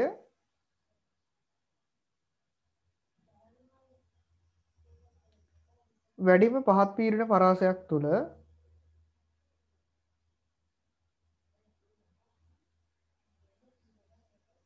වායුවක සම්පීඩිත සාධකය වැඩිම පහත් පීඩන පරාසයක් තුළ වැඩිම පහත් පීඩන පරාසයක් තුළ එකෙහි පවතින උෂ්ණත්වයයි.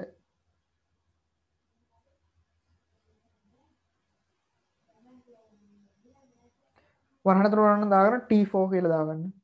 කලින් ඇඳ graph එකේ T4 එක. හරි එතකොට මේ බොයිල් උෂ්ණත්වය කියන එක නෑ එක් එක් වායු සඳහා අනන්‍යයි. ආවේනිකයි. ඒකත් පාඩපණකින් දාගන්න. බොයිල් උෂ්ණත්වය වායුවක් සඳහා අනන්‍ය වන අතර බොයිල් උෂ්ණත්වය වායුවක් සඳහා අනන්‍ය වන අතර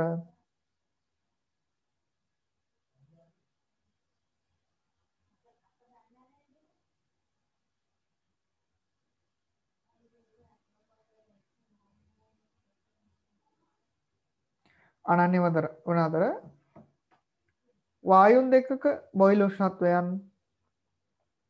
වායුන් දෙකක බොයිල් උෂ්ණත්වයන්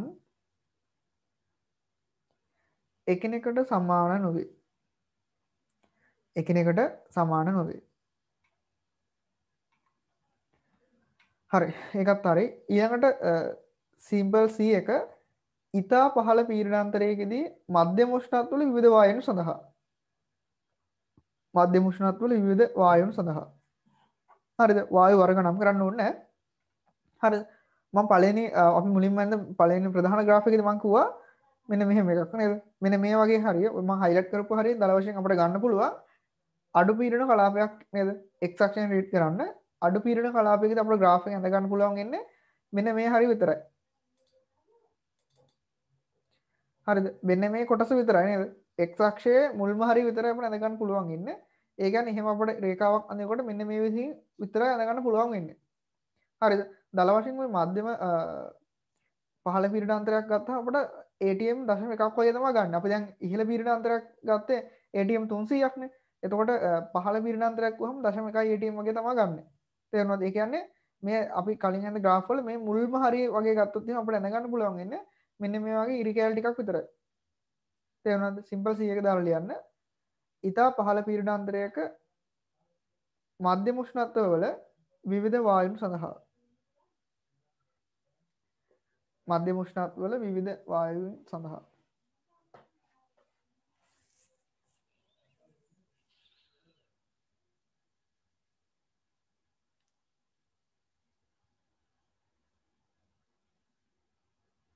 හරිද ස්ටාර්මක් දාන්න ඕනේ ඔය graph එක හැම වෙලම දාන්න සාමාන්‍ය පන්තිවල උත්තර දුරට කරන්නේ නැහැ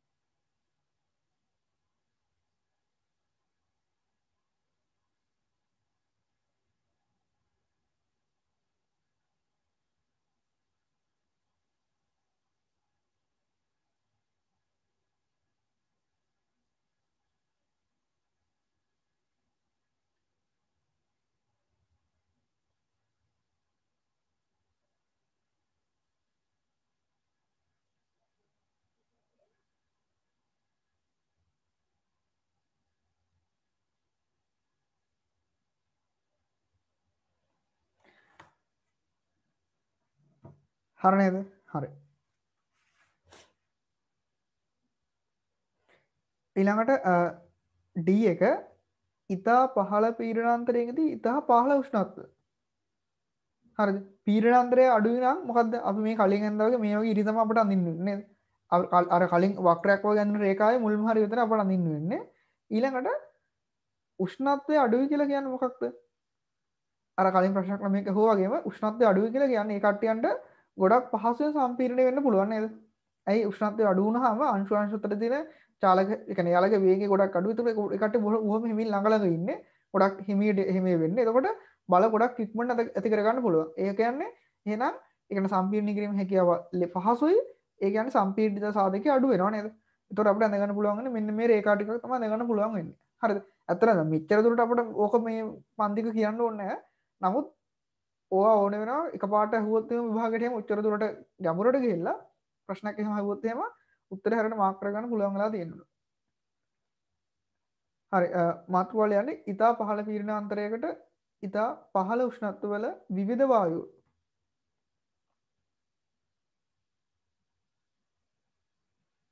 ඒ කරලා graph එක අඳින්න. ඉසට සමාන එක අවස්ථාවක් නෙලා දාන්න පරිපූර්ණ අවස්ථාව.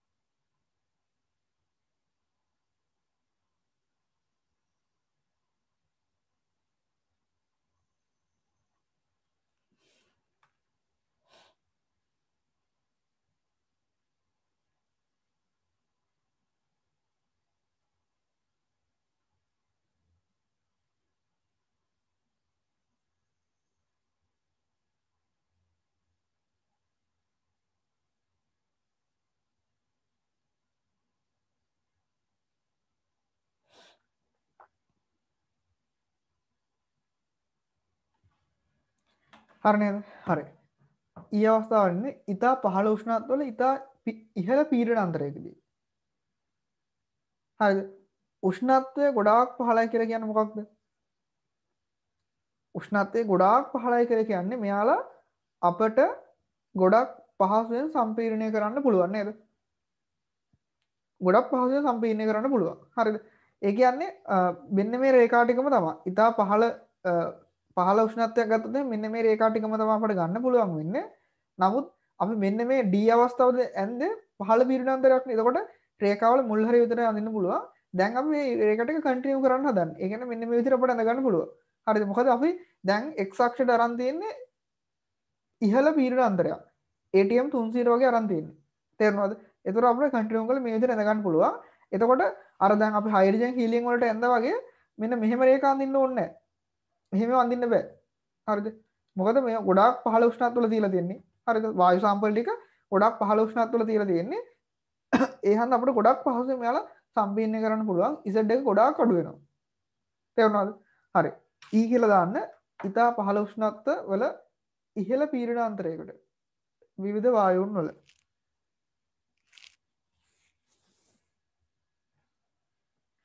ඒකල ග්‍රාෆ් එකත් කොහොම ඇඳ ගන්න.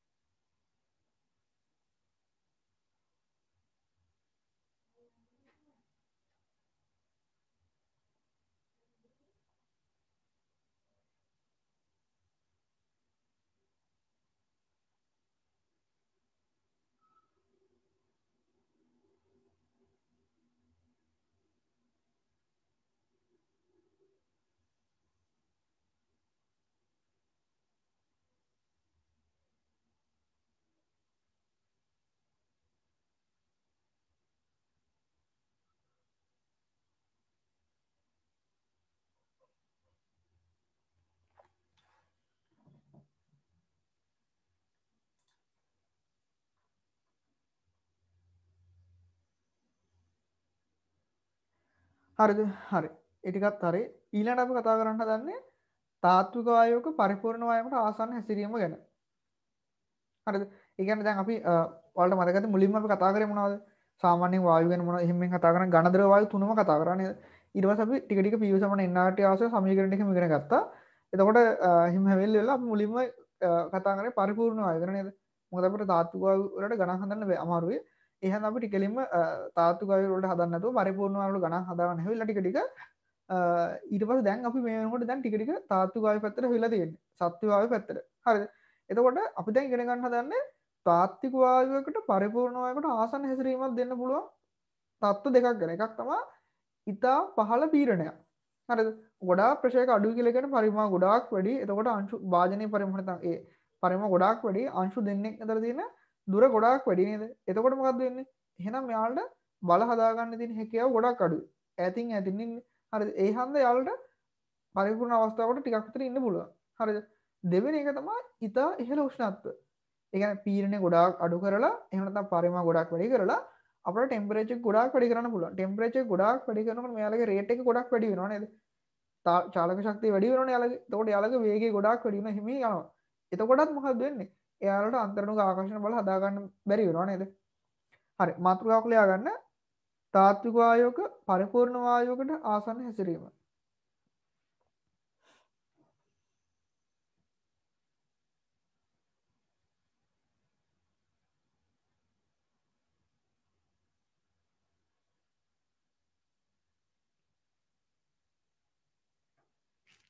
හරිද? හරි. ස්නමක දාලා ලියන්න. ඒ කියන්නේ අපිට තාත්වික වායුවක් කීරොත් පරිපූර්ණවක් කරන්න බෑ. එහෙම කරන්න බෑනේ හරිද? අපි මේ මනකල්පිත දෙයක් ගැන ඉගෙන ගන්න. ලියන්න. තාත්වික වායුවක් පරිපූර්ණ වායුවක් බවට පත් කළ නොහැකි නමුත් තාත්වික වායුවක්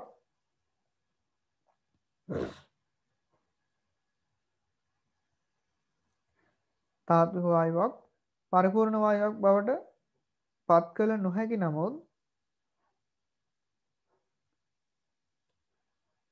පහත සඳහන් තත්වයන් සැපයීමෙන් පහත සඳහන් තත්වයන් සැපයීමෙන් පහත සඳහන් තත්වයන් සැපයීමෙන් පරිපූර්ණ හැසිරීමට ආසන්න තත්වයකට පරිපූර්ණ හැසිරීමට ආසන්න තත්වයකට පත් කළ හැක. හරිද? හරි ටක් ගාලා දාන්න පළවෙනි කෙනා ඊතා පහත් පීඩන. ඊතා පහත් පීඩන.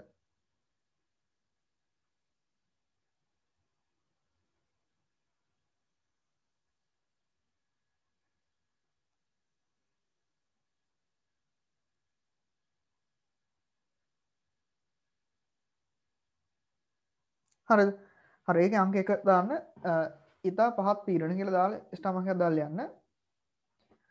ඊතා පහත් පීඩන සැපයීමේදී ඊතා පහත් පීඩන සැපයීමේදී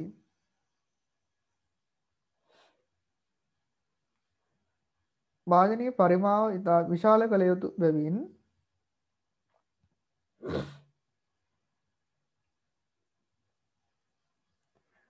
ඊතා පහත් පීඩන සැපයීමේදී වාදනීය පරිමාව ඊතා විශාල කළ යුතු බැවින් වාදනීය පරිමාව ඊතා විශාල කළ යුතු බැවින්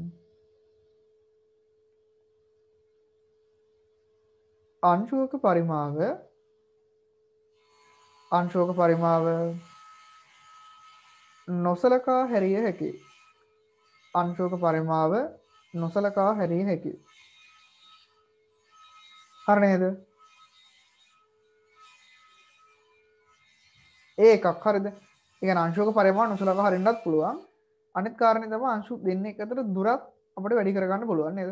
එතකොට ඒ හැදෙන අන්තර්ණු ආකර්ෂණ බලයේ ප්‍රබලතාවය ගොඩක් අඩු කරගන්න පුළුවන්.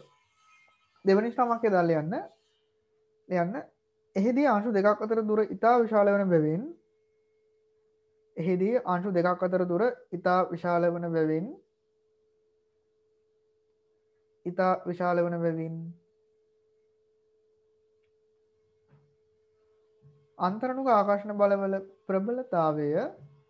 අන්තර්ණුක ආකර්ෂණ බලවල ප්‍රබලතාවය අඩු වේ.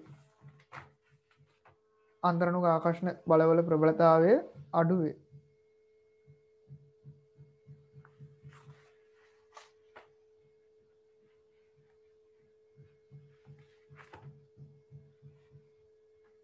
හරි නේද?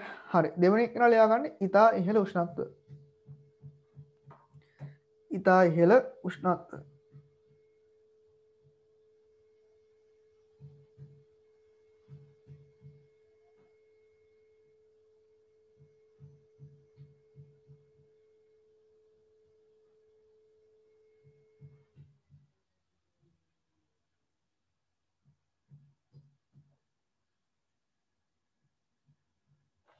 හරි ලියන්න ඉහළ උෂ්ණත්වවලදී අණුවල මධ්‍යන ජාල ශක්තිය වැඩි වෙන බැවින්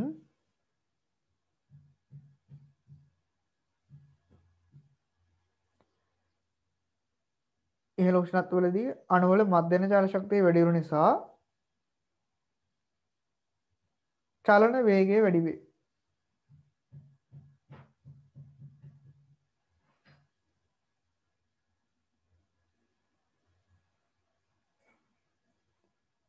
මධ්‍යන ජාල ශක්තිය වැඩි වෙන නිසා චලන වේගය වැඩි වී අන්තර්ණුක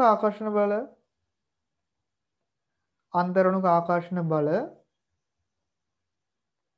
සාදා ගැනීමේ හැකියාව අඩු වේ. අන්තරණුක ආකර්ෂණ බල සාදා ගැනීමේ හැකියාව අඩු වේ.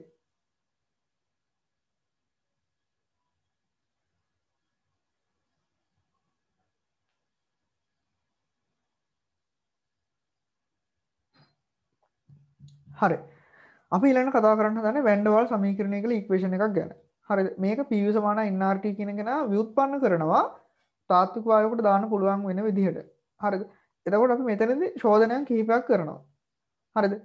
පීඩන ශෝධනයක් සහ පරිමා ශෝධනයක්. මොකද්ද? අපි දන්නවා පරිපූර්ණ වායුවකට සාපේක්ෂව තාත්වික වායුවක පීඩනය වෙනසක් ඇති වෙනවනේ අනිවාර්යයෙන්. ඇයි ඒ? අපි දන්නවා පීඩනය කියන එක ඇති වෙන්නේ වායු අංශුවක් ගිහිල්ලා වාජනයේ බිත්ති මත ගැටීමක් ඇති කරනවානේ. එතනනේ ඒක පීඩනයක් ඇති වෙන්නේ. හැබැයි තාත්වික වායුවකදී වායුක එක වායු අංශුවක් ගිහිල්ලා වාජනයේ බිත්ති වල ගැටෙනකොට ඒ ගැටෙන අංශුව මත තව අංශු වලින් ආකර්ෂණ වල ඇති කරන්න පුළුවන් නේද? එතකොට පීඩනය අඩු වෙන්න පුළුවන්. තේරුණාද? එහෙනම් පීඩනයක් අඩු වෙන්න පුළුවන්. එතකොට අන්නේ අඩු වෙන පීඩනය අපි පරිපූර්ණ වායු PV සමාන nRT ට දානකොට එකතු කරන්න ඕනේ. ඕකට අපි කියනවා පීඩන ශෝධනයක් කරනවා කියලා. හරිද? පීඩන ශෝධන අපිට ගන්න පුළුවන් පීඩන ශෝධනය ගන්න පුළුවන් n වර්ග a බෙදීම v වර්ග. හරිද? මේක n කියලා කියන්නේ වායු මවුල සංඛ්‍යාව, a කියලා කියන්නේ වාජනයේ a කියලා කියන්නේ පීඩනය සඳහා වන වැන් ඩර් වාල් නියතය. පීඩනය සඳහා වන වැන් ඩර් වාල් නියතය. ඒතකොට v කියලා කියන්නේ වාජනයේ පරිමාව. තේරුණාද? හරි. ඒ වගේම තමයි අපි මේකට දැන් අපි දන්නවා PV සමාන nRT. PV සමාන nRT නේ දාන්න හදන්නේ. එතකොට අර අඩුවන පීඩනය මෙන්න මේ අඩුවන පීඩනය එකතු කරන්න ඕනේ. n වර්ග බෙදීම v වර්ග. එයා අපි පීඩනයට එකතු කරන්න ඕනේ. තේරුණාද? හරි. මාතෘකාවක් ලියාගන්න වැන් ඩර් වාල් සමීකරණය. මාතෘකාවක් ලියන්න වැන් ඩර් වාල් සමීකරණය. වැන් ඩර් වාල් සමීකරණය.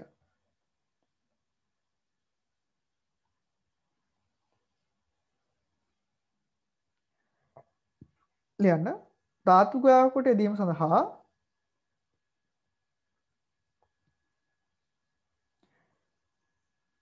ලියන්න ධාතුක වායුවකට යෙදීම සඳහා පීඩන ශෝධනයක් සහ පරිමා ශෝධනයක් සහිතව තාත්වික වායුවකට යෙදීම සඳහා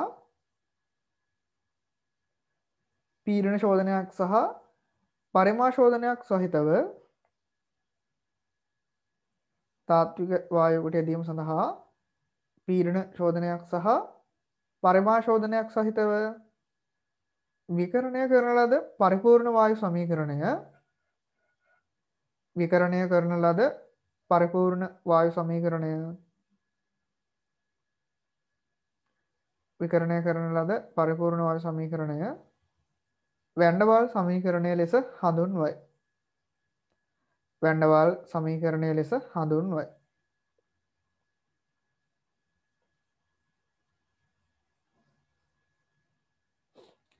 හරිද? එතකොට දැනගන්න තියෙන්න ඕනේ එක දෙයක් තමයි පරිපූර්ණ වායුවකට වඩා තාත්වික වායුවක පීඩනය අඩුයි. තේරුණාද? එතකොට ඒ අඩුවන පීඩනය අපි එකතු කරන්න ඕනේ. හරි. ලියන්න පළවෙනි කාලේ යන්න පීඩන ශෝධනය. පීඩන ශෝධනය.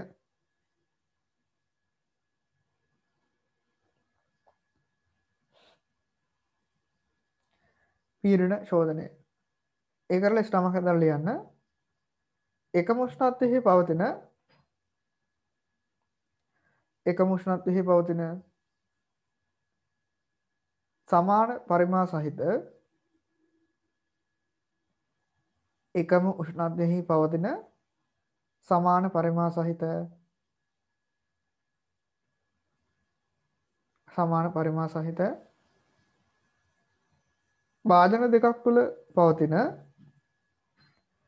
වාදන දෙකක් තුල පවතින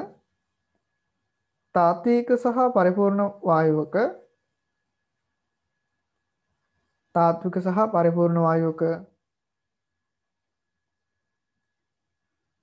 සමාන මවුල සංඛ්‍යාව මගින් සමාන මවුල සංඛ්‍යා මගින් ඇති කරන පීඩනයන් සලකමු.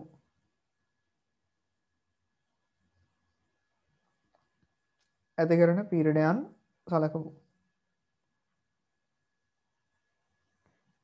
පාඩ පැණිකල් ලියන්න ඊළඟ ස්ටමක් එකේ දාලා ලියන්න. තාත්වික වායුවේ අංශු අතර පවතින තාත්වික වායුවේ අංශු අතර පවතින අන්තරණුක ආකර්ෂණ බල නිසා තාත්වික වායුවේ අංශු අතර පවතින අන්තරණුක ආකර්ෂණ බල නිසා එහි පීඩනය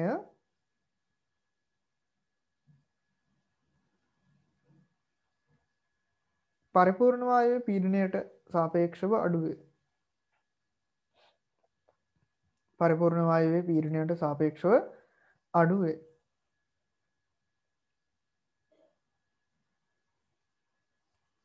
වෙනම ඒ කියන්නේ නිල් පැනෙල් ලියන්න වෙනම ලියන්න. මේ නිසා තාත්වික වායුව සඳහා PV සමාන nRT. මේ නිසා තාත්වික වායුව සඳහා PV සමාන nRT එදීමේදී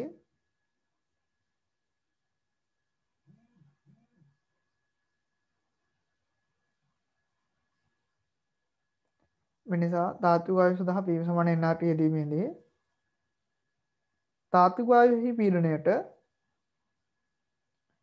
තාත්වික වායුවෙහි පීඩනයට අන්තරණුක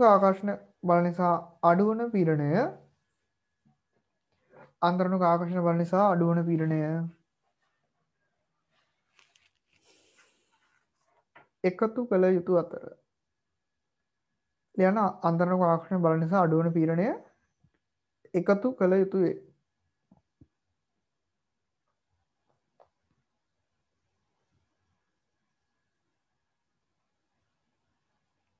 හරි වෙනම ලියන්න මේක ලියාගන්න.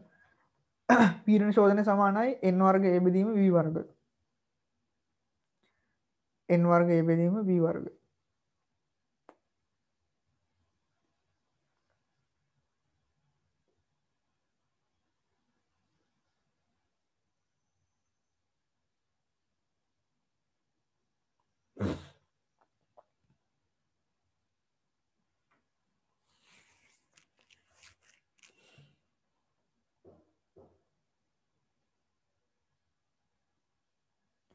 n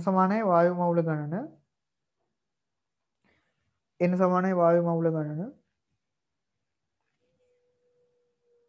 v සමානයි වාදනයේහි පරිමාව v කියන්නේ වාදනයේ පරිමාව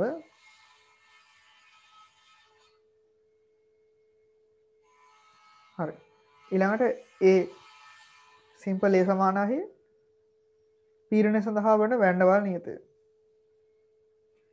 පීඩනය සඳහා වන වැන්ඩවාල් නියතය. හරි එතකොට සිම්පල් a කියන කෙනා අන්තරණුක ආකර්ෂණ බල සංඛ්‍යාව සහ එයාලගේ ප්‍රබලතාවය වැඩි වෙනකොට මොකද වෙන්නේ? අගේ වැඩි වෙනව නේද? වර්ණනාත්මක උපංග වෙනම ලියන්න අන්තරණුක ආකර්ෂණ බල සංඛ්‍යාව සහ ප්‍රබලතාවය වැඩි වෙන විට අන්තරණුක ආකර්ෂණ බල සංඛ්‍යාව සහ ප්‍රබලතාවය වැඩි වෙන විට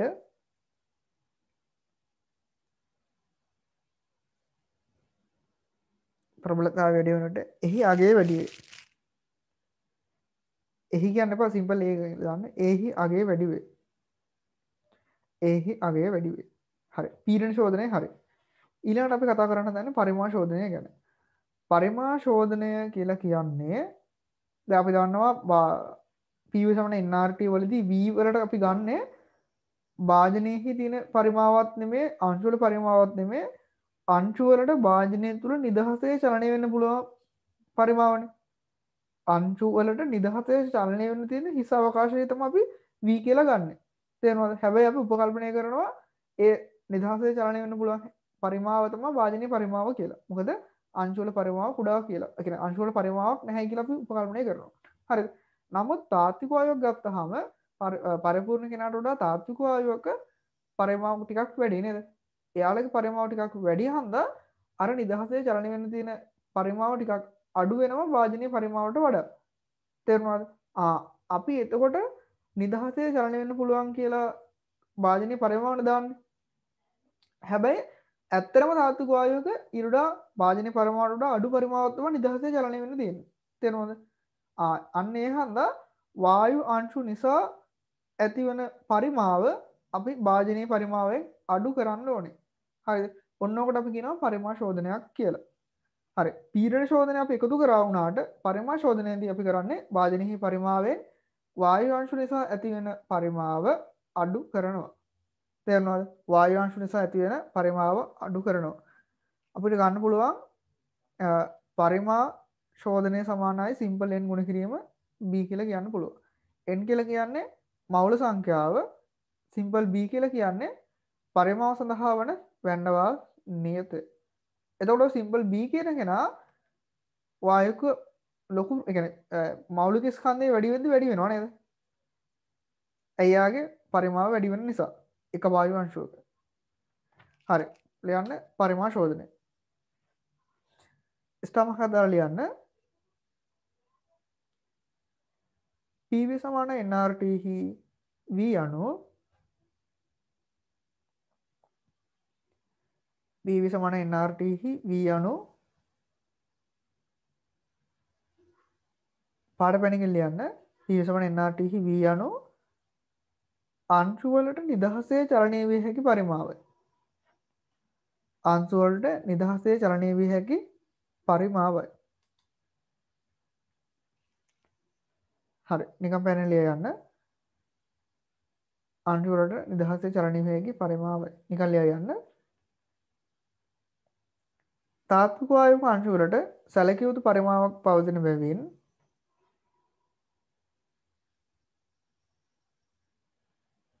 තාත්වික වායුක අංශු වලට සැලකිය යුතු පරිමාවක් පවතින බැවින් තාත්වික වායුක අංශු වලට සැලකිය යුතු පරිමාවක් පවතින බැවින් සැලකිය යුතු පරිමාවක් පවතින බැවින්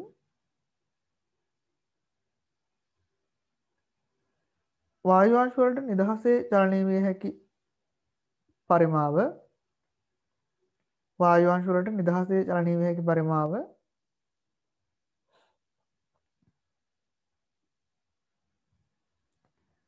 වාජනීය පරිමාවට වඩා අඩු වේ.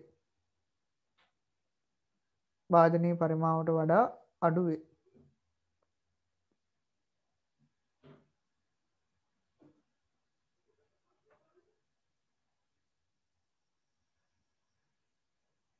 එනිසා තාත්වික වායුවකට PV සමාන nRT යෙදීමේදී එනිසා තාත්වික වායුවකට PV සමාන nRT යෙදීමේදී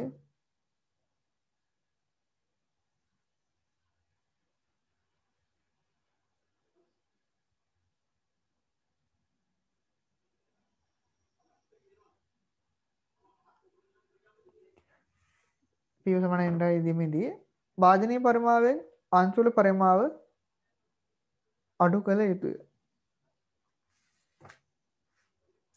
හරි. ලියන්න පරිමා ශෝධනය සමානයි n ගුණ කිරීම b. පරිමා ශෝධනය සමානයි n ගුණ කිරීම b. n ගුණ කිරීම b.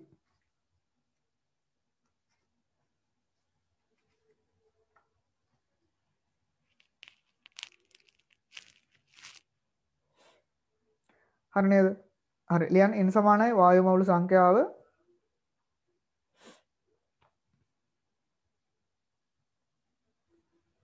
n සමානයි වායු මවුල සංඛ්‍යාව b සමානයි දාන්න පරිමාව සඳහා වන වැන්න බාල නියතය.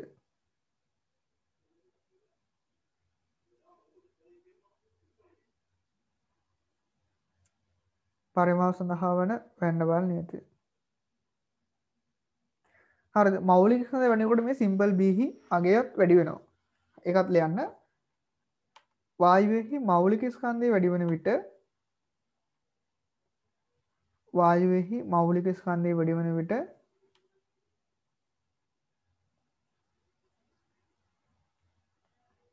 B ගේ අගය වැඩි වේ. B ගේ අගය වැඩි වේ. හරිද? එතකොට වායුව අණුවත් A හා B වෙනස් වෙනවා නේද? වෙන මොන එකක් ලියන්න? වායුව අණුව මෙම A හා B හි අගයන් වෙනස් වේ. A හා B හි අගයන් වෙනස් වේ. හරි. එතකොට අපිට van der Waals equation එක ගන්න පුළුවන් PV = nRT. ඕකේ පීඩනය වෙනකොට අපි ගන්න ඕනේ P ධන n වර්ග A බෙදීම P වර්ග. ඔන්න අපි පීඩනය හරි. ඊළඟට වොලියුම් එක ගන්න ඕනේ V ගෙන් අඩු කරන්න ඕනේ NB සමානයි nRT. මෙන්න මෙයාට අපි කියනවා van der Waals equation එක කියලා. හරිද? හරි. පොඩි මයිකක් ලියාගන්න van der Waals සමීකරණය කියලා ඉස්සරහින් දාගෙන වෙන මෙයා.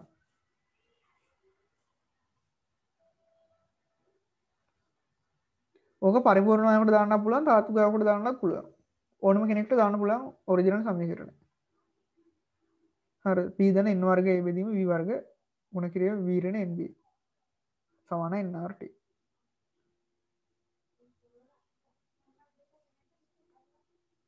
හරි නේද? හරි. ඊට පස්සේ ගාණක් තියෙනවා ඒක ලියා ගන්න. හරිද? question number 1 කියලා දාගන්න. Q1 කියලා දාගන්නකො. Q1 කියලා දාලා පළවෙනි එක ලියන්න. පළවෙනි එක ලියන්න වායු මවුල් එකක් සඳහා වන van der Waals සමීකරණය ලියන්න. වායු මවුල එකක් සඳහා වන van der Waals සමීකරණය ලියන්න.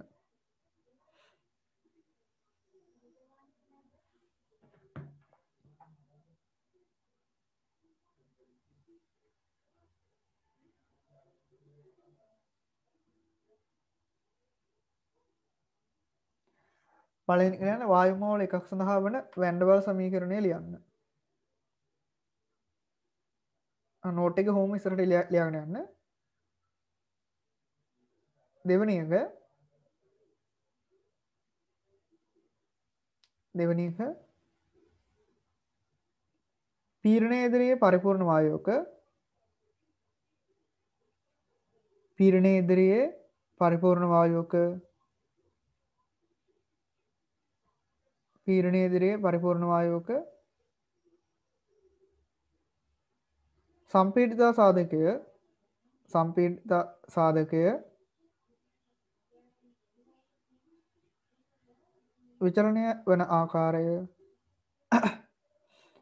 විචලනය වන ආකාරය ප්‍රස්ථාරගත කරන්න. විචලනය වන ආකාරය ප්‍රස්ථාරගත කරන්න. හරි. තුන්වෙනි එක දාන්න. අන්තරණුක ආකර්ෂණ බල නොසලකා හැරිය හැකි නමුත් අන්තරණුක ආකර්ෂණ බල නොසලකා හැරිය හැකි නමුත් අන්තරණුක ආකර්ෂණ බල නොසලකා හැරිය හැකි නමුත් අංශුවක පරිමාව නොසලකා හැරිය හැකි නොහැකි අන්තරණුක ආකර්ෂණ බල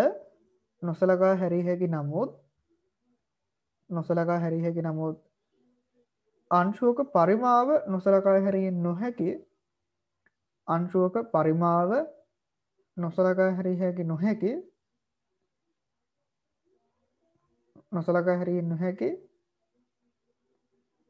තාත්වික වායුවක සම්පීඩිතා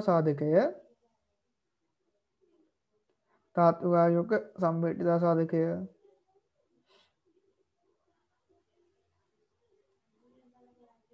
පීඩනය ඉදිරියේ විචලනය වන ආකාරය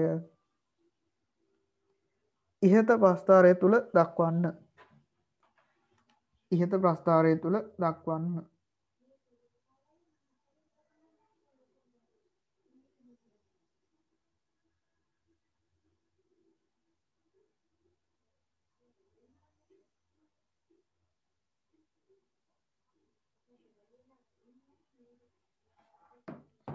හරි නේද? හරි. හතරවෙනි එක ලියන්න. අංශුවක පරිමාව නොසලකා හැරිය හැකි මුත් අංශුවක පරිමාව නොසලකා හැරිය හැකි නමුත් අංශුවක පරිමාව නොසලකා හැරිය හැකි නමුත්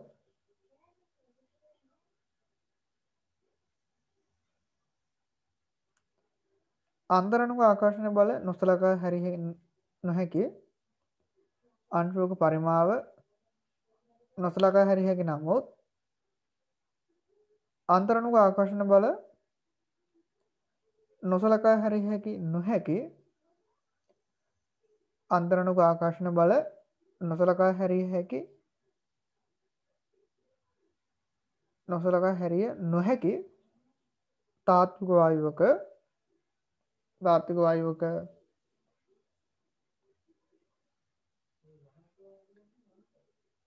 තාත්වික වායුවක සම්පීඩිතා සාධකය සම්පීඩිත සාධකය